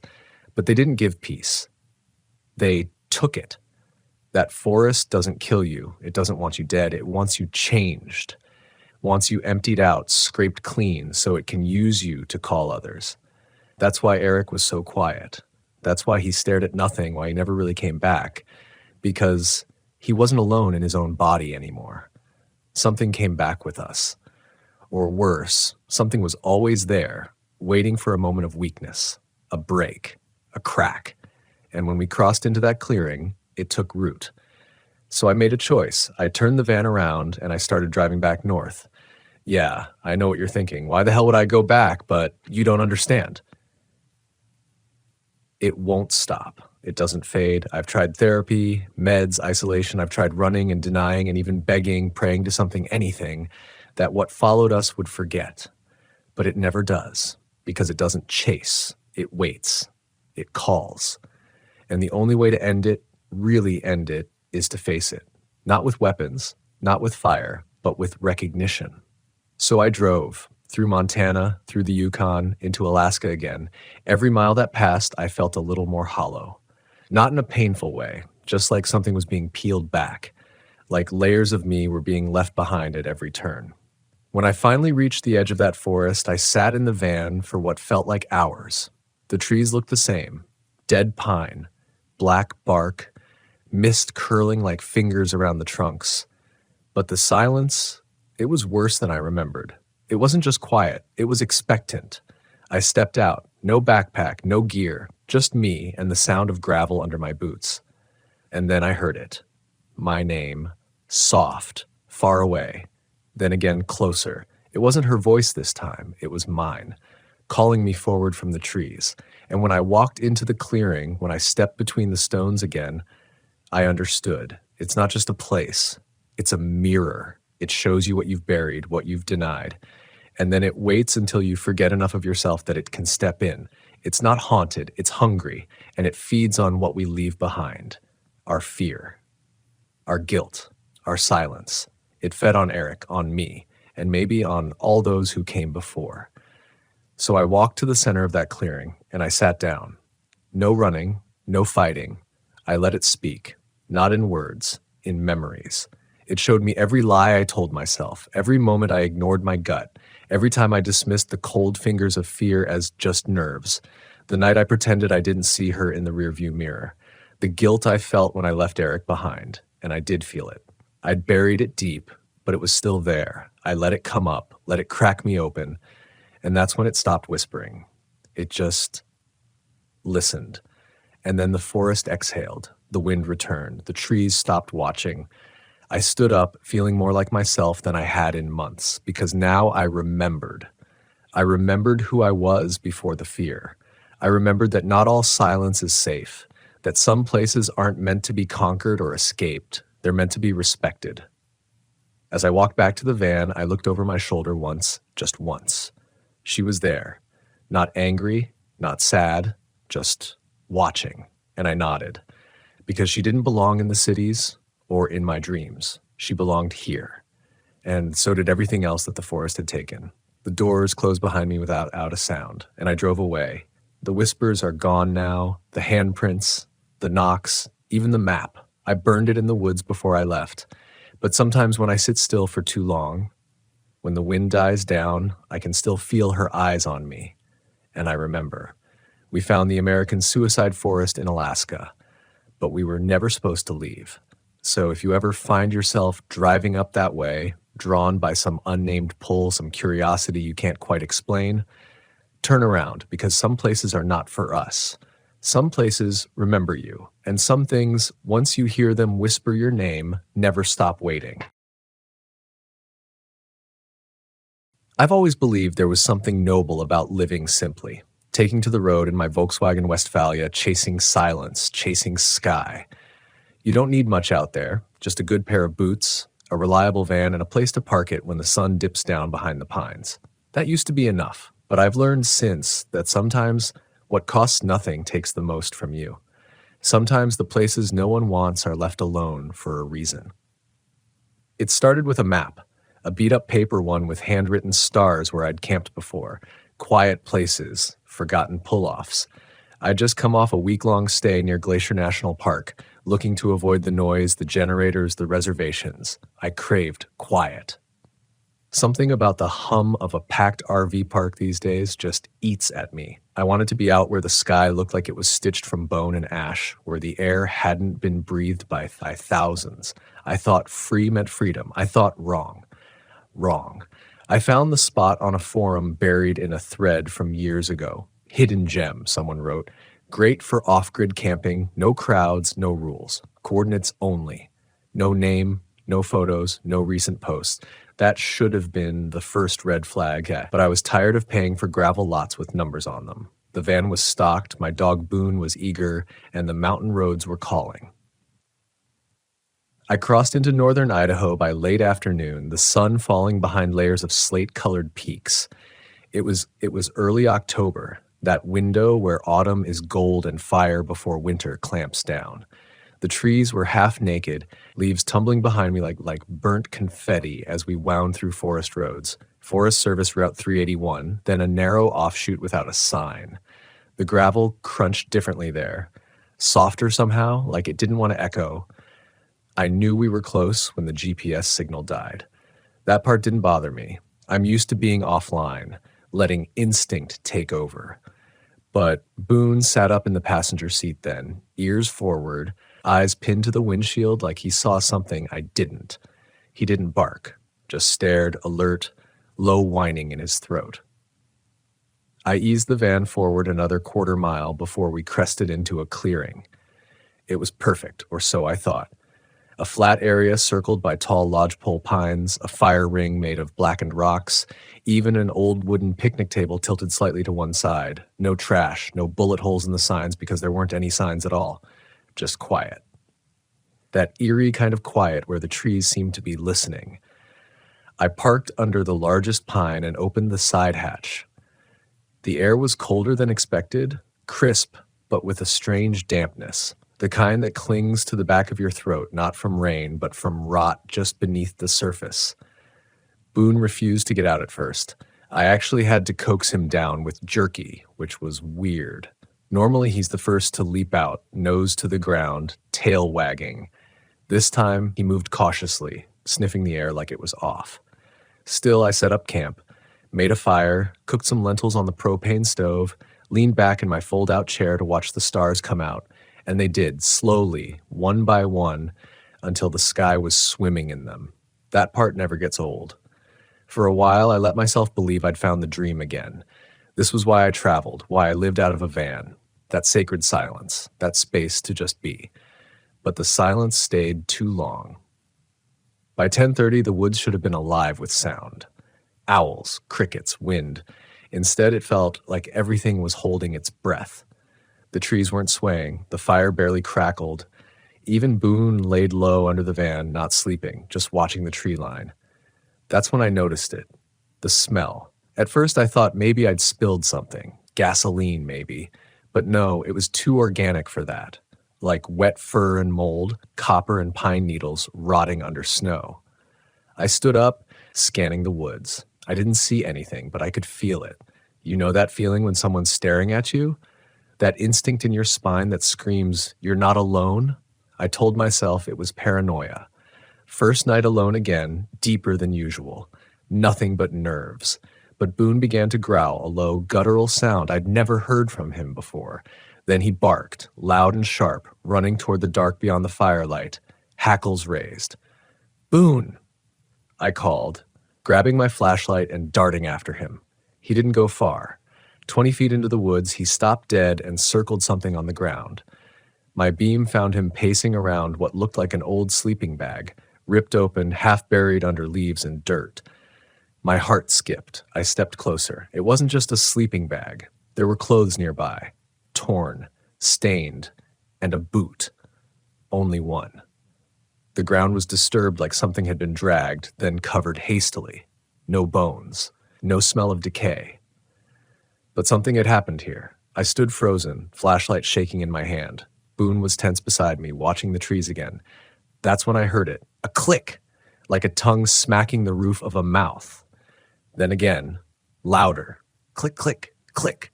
Not natural, not wind, not an animal I recognized. I backed away slowly, flashlight still scanning the woods. I saw nothing. But the clicks continued, irregular now, from different directions. Boone was glued to my side, tail down, his body stiff. We got back to the van fast. I didn't even bother folding my chair or dousing the fire. I slammed the sliding door shut, locked every bolt, and crawled into the driver's seat. My hands trembled on the steering wheel. I stared out the windshield, waiting for movement, for eyes, for anything. Nothing came. But the air inside the van felt wrong now. Heavy. I kept the flashlight beside me, the keys in the ignition. I told myself I'd leave at first light, that I was being dramatic, that maybe this spot had just been used by squatters, or maybe someone dumped gear here. Rationalization is a powerful drug when fear begins to speak, but I didn't sleep. Neither did Boone. He sat on the floor by there all night, never taking his eyes off the window. And then, just before dawn, the knocking started. 3 soft knocks. Not on the driver's side, not at the sliding door, but at the back of the van, right where the engine bay sits. Not loud, not aggressive, just deliberate. Knock, pause, knock, pause, knock. I didn't move. I didn't breathe. The back window was curtained and I couldn't see a thing. Boone whined but didn't bark, which scared me more. Who knocks at the back of a camper van in the middle of nowhere before the sun even rises? I waited, and then silence. But that was worse somehow, because silence after a sound like that feels like bait. I stayed frozen in the driver's seat, heart rattling so hard it made my ribs feel hollow. I hadn't moved for minutes, maybe longer. I remember watching the edge of the curtain over the rear window, expecting to see it pull tight, or worse, lift, but nothing did. I reached slowly for the flashlight, flicked it on, still nothing through the windshield. Not a branch swayed, not a bird stirred. Boone whined again, softer this time, then laid his head on the floor, ears still twitching toward the back. Okay, I whispered to myself, just to hear a human voice in that tomb of silence. Just get to daylight, then you drive. But I couldn't wait. Something about that knock, it didn't feel like a prank. It didn't feel random. It felt personal, like it was meant just for me, not a threat, not a warning. A message, one I didn't understand. I turned the key. The engine gave a sluggish cough, then sputtered to life. Relief shot through me like warm liquid. I tapped Boone and shifted into reverse, keeping my eyes forward, refusing to check the rear camera, even though I had one. No more signs, no more clicks, no movement. But my stomach didn't stop churning until I hit the paved road again. I should have kept driving. Back to civilization. But something in me, a dangerous mix of stubbornness and curiosity, told me to stop an hour later in a nearby town. Wallace.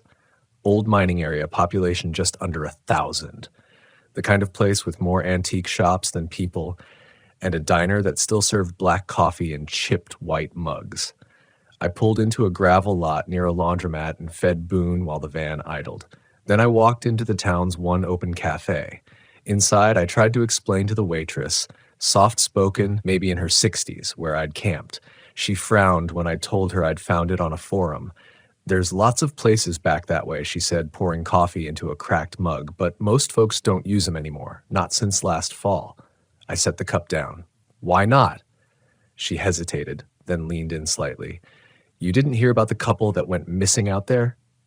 No, I said slowly. She nodded. Local pair. Young. Early 30s, I think. Didn't check in with their parents after a weekend off-grid. Search and rescue found their van abandoned. Dogs inside, but no people. The dogs were fine. Spooked, but fine. I looked down at my coffee. Suddenly, it tasted like ash. Where exactly? I asked. She just gave me a look. The kind you give someone who already knows the answer. Did they ever find them? Nope. No tracks, no signs. It's like they vanished. Rangers never said much after. Most folks just stay away now. I didn't say much after that. Just nodded, thanked her, left a tip. I tried to convince myself that it was coincidence, that maybe I'd camped somewhere nearby, but not the same place.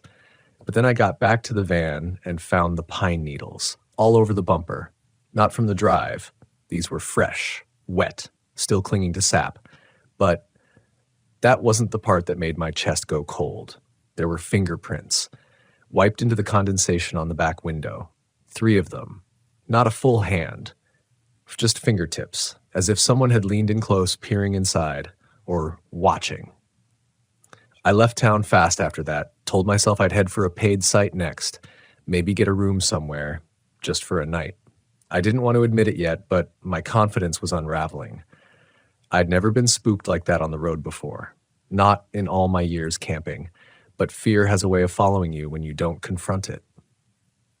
I made it about an hour and a half down Highway 12 before the dizziness started. Not tiredness, not hunger, just this strange, slow swirl in my head. Boone was panting harder than normal too, even with the AC on. I pulled over at a rest stop just past a river crossing. Planned to eat, stretch, breathe. But when I stepped out, it hit me. That smell again. Faint, but there. Sweet and foul all at once. Like sap gone sour or meat left in the sun. I looked around, heart climbing my throat. But this wasn't the forest. There were cars here, families. Someone walking their corgi just across the lot. No one else seemed to notice. I knelt beside Boone, checked his water, ran my hands over his sides. His eyes were wide. He didn't even want to sniff the grass, just kept glancing toward the tree line like he expected it to move. I didn't stay long. Back on the road, I thought maybe I just imagined it. Trauma from the night before, bleeding into the present. That's what I told myself. Until I saw the car. A silver Subaru, parked just ahead on the shoulder. Hazard lights off, no one inside. But as I passed it, I saw the same 3 fingerprints on the back window. I didn't slam the brakes, though every cell in my body screamed too. I just kept driving. Kept my hands tight on the wheel, eyes straight, like if I didn't acknowledge it, it wouldn't be real. But it was real. 3 fingerprints, same size, same spacing, same impossible sense of intention behind them, like whoever made them wasn't just touching the glass, but marking it. Boone began to whimper again, low and constant, like a tremor of sound coming from his chest. He was curled into the floorboard behind my seat, head down, ears twitching. I'd never seen him like that. Boone wasn't just loyal, he was brave. The kind of dog who barked at bears and chased off coyotes. But now, he wouldn't even lift his head to the window. The air in the van felt tighter with every mile. I told myself again and again, just find a real campground, a paid one, with people, lights, a ranger post, something normal, but every place I tried was full. It was early May, but the early bloom and good weather had brought out the weekend crowd. I pulled into 3 campgrounds, 2 state-run and 1 KOA, and all of them had full signs swinging lazily from wooden posts. The sun was starting to dip behind the western ridgeline by the time I reached the last one. I asked the ranger at the gate if there was anything else nearby. He rubbed his jaw, thinking, "There's some dispersed sites off Road 212, he said. Free, first come, first served, not far, but I'd be careful this time of year." Why? People get careless out there. Bears, flooding, and, well, he hesitated, glanced at Boone. Some folks say the area's off. You know how stories go. I didn't press, just nodded, thanked him, and left. I should have turned around right then, should have driven until I found a hotel or a Walmart parking lot. Anything.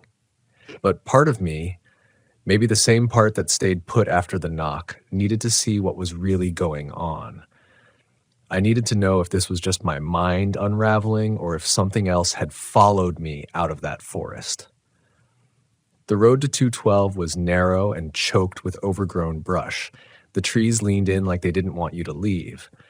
And when I finally found the turnout, it was little more than a rutted path leading into a clearing surrounded by pines.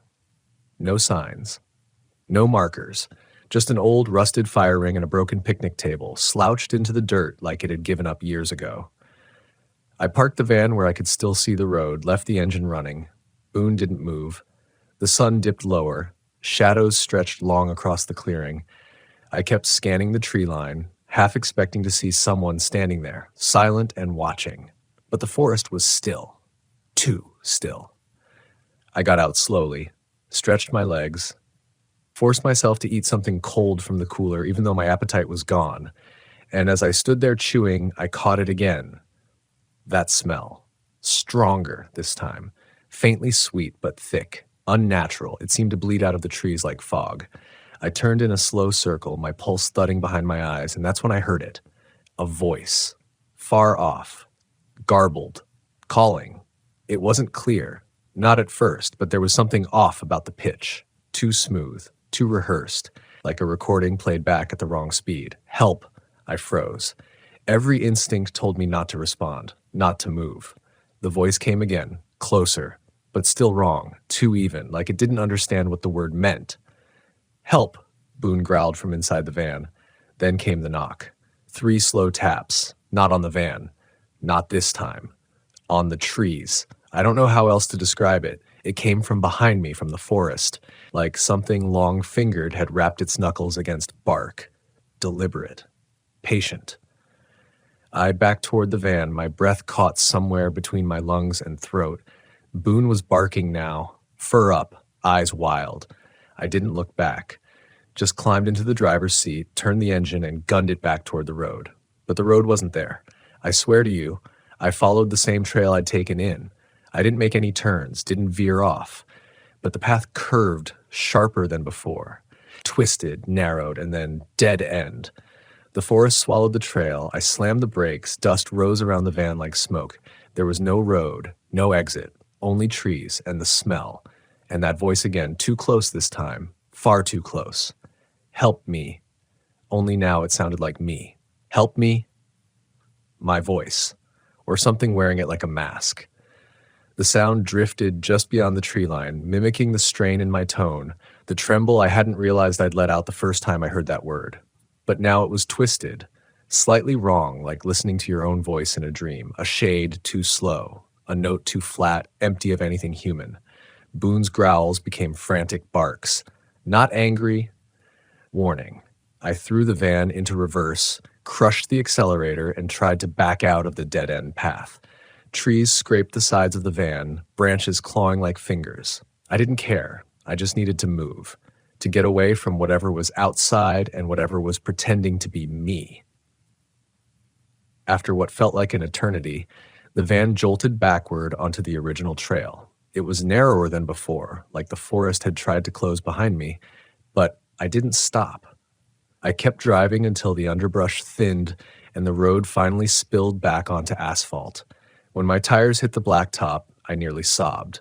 I didn't stop driving for hours, didn't look back, didn't speak. Boone curled up on the passenger seat and wouldn't lift his head. That night, we slept in the parking lot of a 24-hour diner, engine off but keys in hand. I didn't close my eyes, not really. Every time I tried, I heard my voice echoing again. Faint, distant, dragging itself across the edges of my mind. Help me. But the worst part wasn't the sound, it was that it knew how to be me.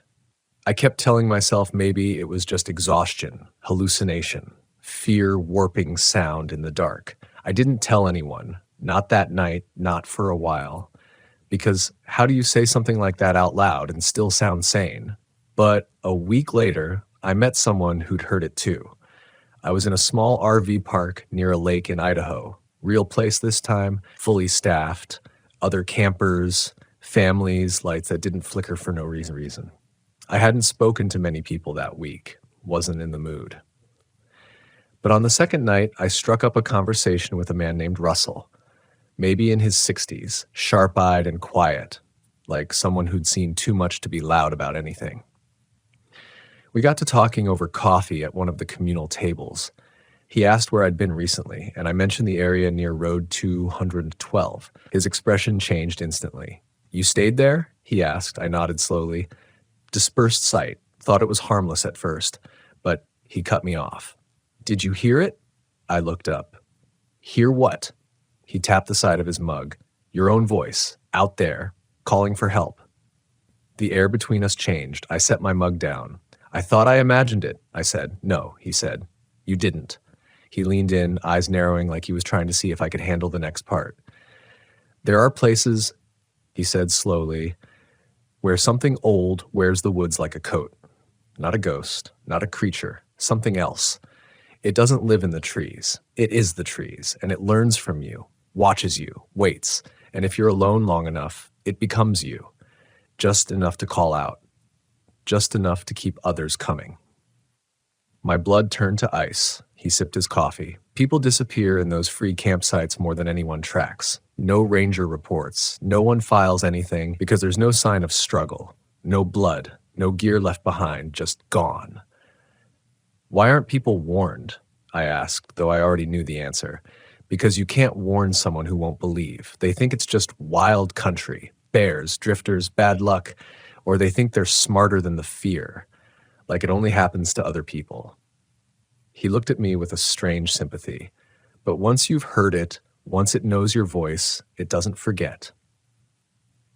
That night, I barely slept. Not because I was scared exactly, but because something about what Russell said rang true in a place too deep to ignore. I couldn't shake the feeling that I'd been marked, that it hadn't just mimicked my voice out of curiosity, it had been rehearsing for someone else. And then I remembered something I hadn't noticed until just then. The next morning after I fled 212, I found 3 new fingerprints on the rear window. Same size, same spacing, but this time they were inside. I cleaned the inside of the glass 3 times that morning. Not because I thought it would help, but because I didn't know what else to do. There wasn't anyone I could call. No number for this kind of thing. And I knew if I tried to explain what I saw or what I heard, it would sound like a breakdown. Like I was unraveling thread by thread, one sleepless mile at a time. But I wasn't losing my mind. The prints were real. The chill they left behind clung to the interior like a film of static. Every time I reached back to touch the spot, my fingertips tingled with a current I couldn't explain. Boone wouldn't go near the back window. That morning, I decided I needed distance. Not from the road, but from those free campsites everyone romanticizes. I'd been so drawn to the idea of solitude that I ignored the cost, ignored the small warning signs, the gut feelings, the way some quiet isn't peaceful, but watchful.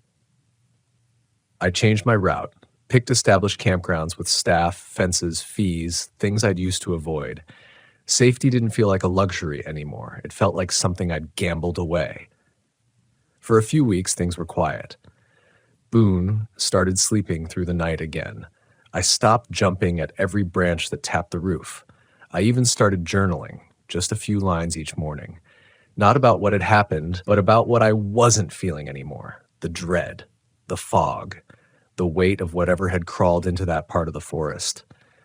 But dread doesn't always vanish. Sometimes it just relocates. And one night it followed me into a paid campsite outside Missoula. I was parked at the edge of a forested loop, designated spot, pad leveled, picnic table nearby. A family in a Class C was 2 spaces down, and I could hear kids laughing through the open windows. Boone was curled up beside me while I read under the soft yellow glow of the cabin lights. And then something clicked. Not outside. Inside. A light tap on the rear door. Not like a knock, not like something trying to get in. More like something tapping to be acknowledged. Boone's ears perked, but he didn't growl. He stared at the back of the van, silent, rigid, trembling. I stood heart-thudding and stepped toward the rear window.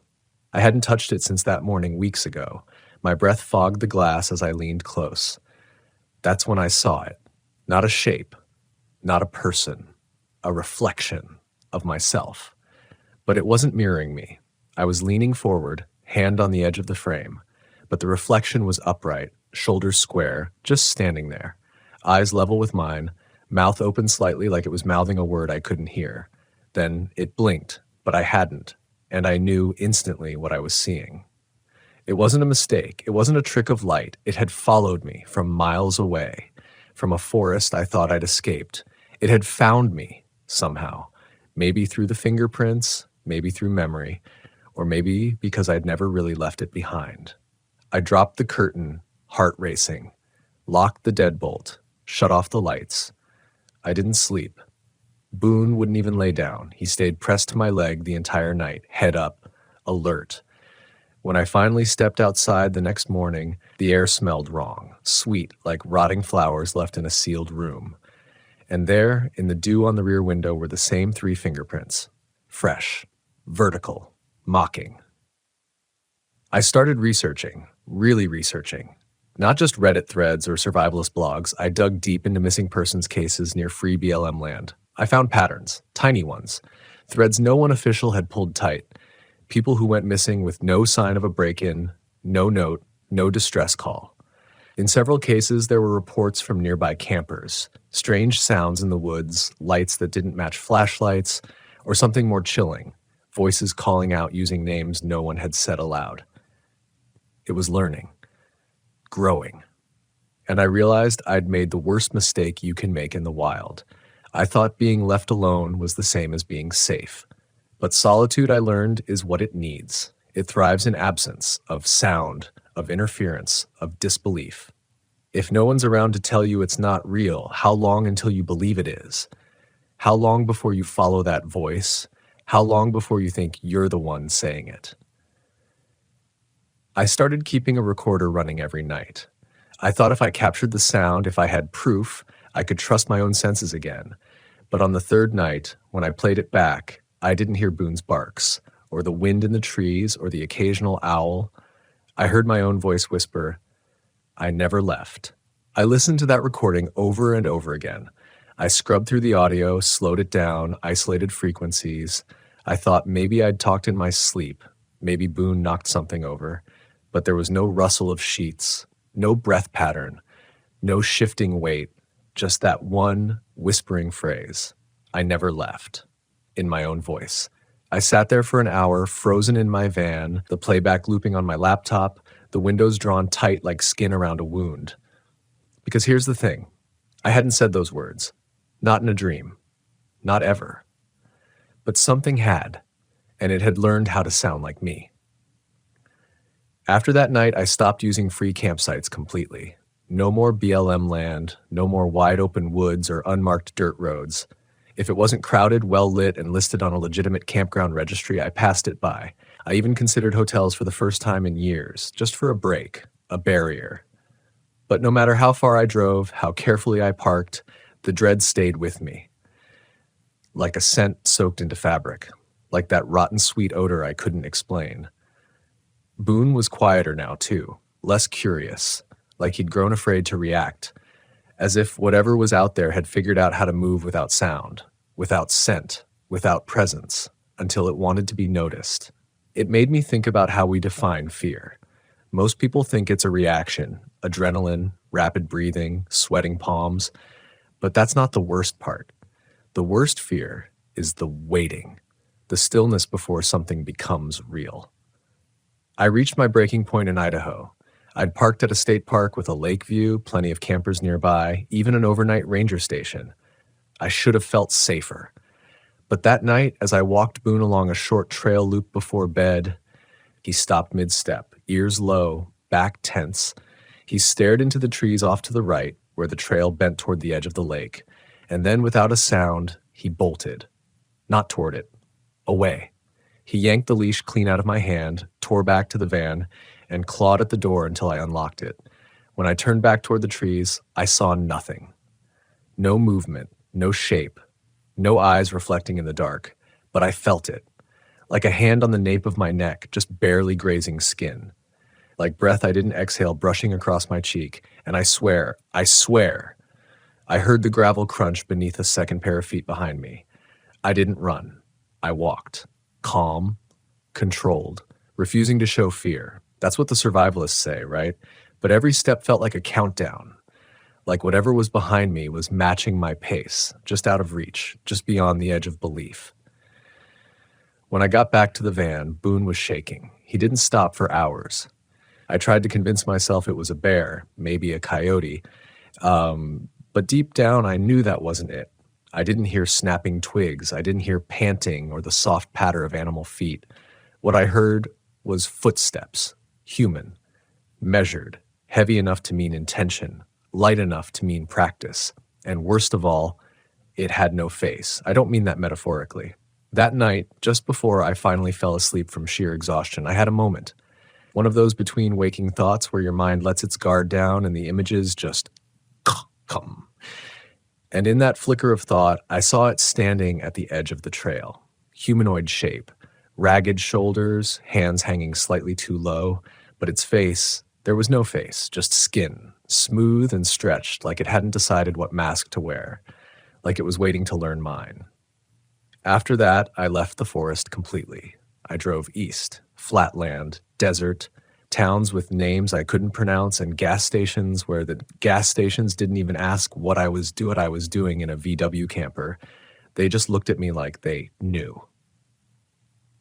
I stopped in a town outside New Mexico, barely a town at all. Just a strip of dusty storefronts and a single RV park with 4 working sites. I pulled in, exhausted, and asked the old man at the front desk if there were any spots open. He didn't answer at first, just looked at me. Then he said, "You look like someone who's been followed." I felt the blood drain from my face. Sorry?" I asked. He gestured toward Boone, who had pressed himself against my shin again. "That dog don't sleep right, does he?" the man asked. "Don't whine. Don't bark. Just stares." I didn't answer. Couldn't. He handed me a map to site number 2, then said, "Keep the curtains shut tonight, no matter what you hear."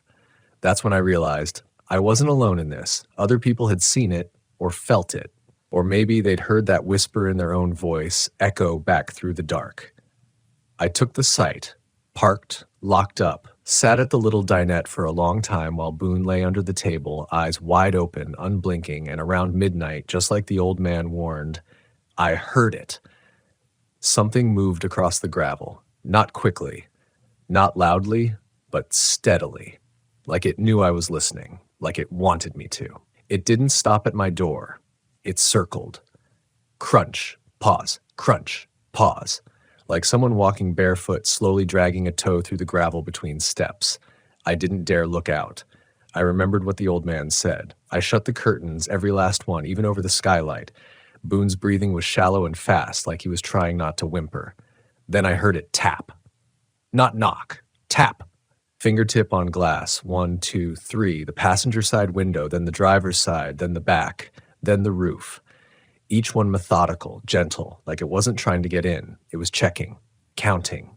And then, I swear this is real, and I know how it sounds. But then, right above me, I heard my own voice, muffled, coming from the roof vent. Let me in. My knees went cold. Not just my hands, my whole body, like something drained the heat from my blood. I didn't respond. I didn't move. I just kept whispering to Boone under the table, telling him he was okay, even though I wasn't sure I believed it. Eventually, the footsteps faded. Not in a straight line, no. They circled once more, slowly, deliberately, and then wandered off into the scrubland. I didn't sleep. And in the morning, I found what I hoped, were just dreams had left physical evidence. On the roof, where dust had collected over the miles, there were prints. Not boot treads, not paws, bare feet. Human-shaped, but longer. The toes too straight, the arch too shallow. Like a child's drawing of a foot, cartoonish and wrong. 5 long indents on each print, wide spacing, deep impressions where the balls of the feet had pressed hard into the metal. I left that place with the sun barely over the hills. Didn't stop, didn't eat. Just drove until I saw other cars, towns, billboards, anything to prove I was still in the same world. But I wasn't. Not really. Not after that. Here's what I started to realize slowly in the weeks that followed. This thing, whatever it is, it doesn't live in the woods. It follows you from them. It waits until you're isolated enough, vulnerable enough, and it learns you. Your sounds, your steps, the things you say when you're half asleep. It builds your voice like a song learned by ear. Then it comes closer. It doesn't need to scare you all at once. That's not the goal. The goal is erosion, to peel back what you trust bit by bit. The sound of a footstep here, the faint smell of rot, a reflection that doesn't match your movement, until even your own memories betray you.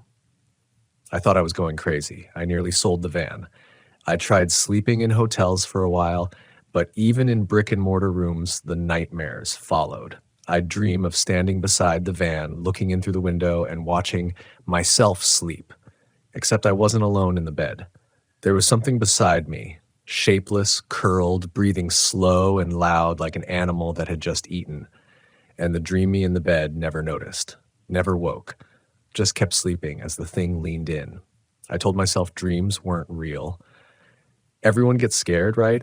But then I woke up one morning and found my boots outside the van door. I hadn't left them there. I never leave them outside. They were placed perfectly parallel, laces tied, and inside each one, stuffed neatly, were two smooth black river stones, like something left a gift or a mark. I picked up the stones, looked closer, and that's when I saw it. Etched faintly into the surface of each one were the words, "I'm already here." I stopped trusting the silence after that. I stopped trusting myself. Because if something out there could wear my voice, know my routines, mimic the rhythm of my walk, what else could it do? What else had I let in? I drove to Arizona. Dry land, heat, no woods, no free campsites. I checked into a proper RV park for the first time in ages. Electrical hookups, full hookups, even a little pool near the office. I thought maybe the danger was environmental. Woods, rivers, isolation. But on the third night there, I met a woman. Name was Janine. She was in her late 60s, solo traveler, had a fifth wheel and a little black mutt named Cleo. We chatted over coffee outside her rig in the morning, and she told me she'd been seeing strange things too. Not in the woods, not on the road, right there, in that park. She said it started with whispers outside her trailer at night, then the feeling that someone had entered while she slept. Her lights would flicker in the middle of the night. Sometimes she'd wake to find her drawers open or her clothes folded neatly on the bed, even though she hadn't touched them. But the worst part? She said Cleo wouldn't bark anymore. Wouldn't even growl, just stare at corners and occasionally whimper at mirrors. She said once she caught her reflection lagging. Not by much, half a second, maybe, but enough to know it wasn't just her age or her mind. Something else was there, something inhabiting. That was the word she used, inhabiting. As if whatever haunted these places didn't need to chase you. It could just become you. I started noticing little things too. The way my face looked different in the mirror after dusk.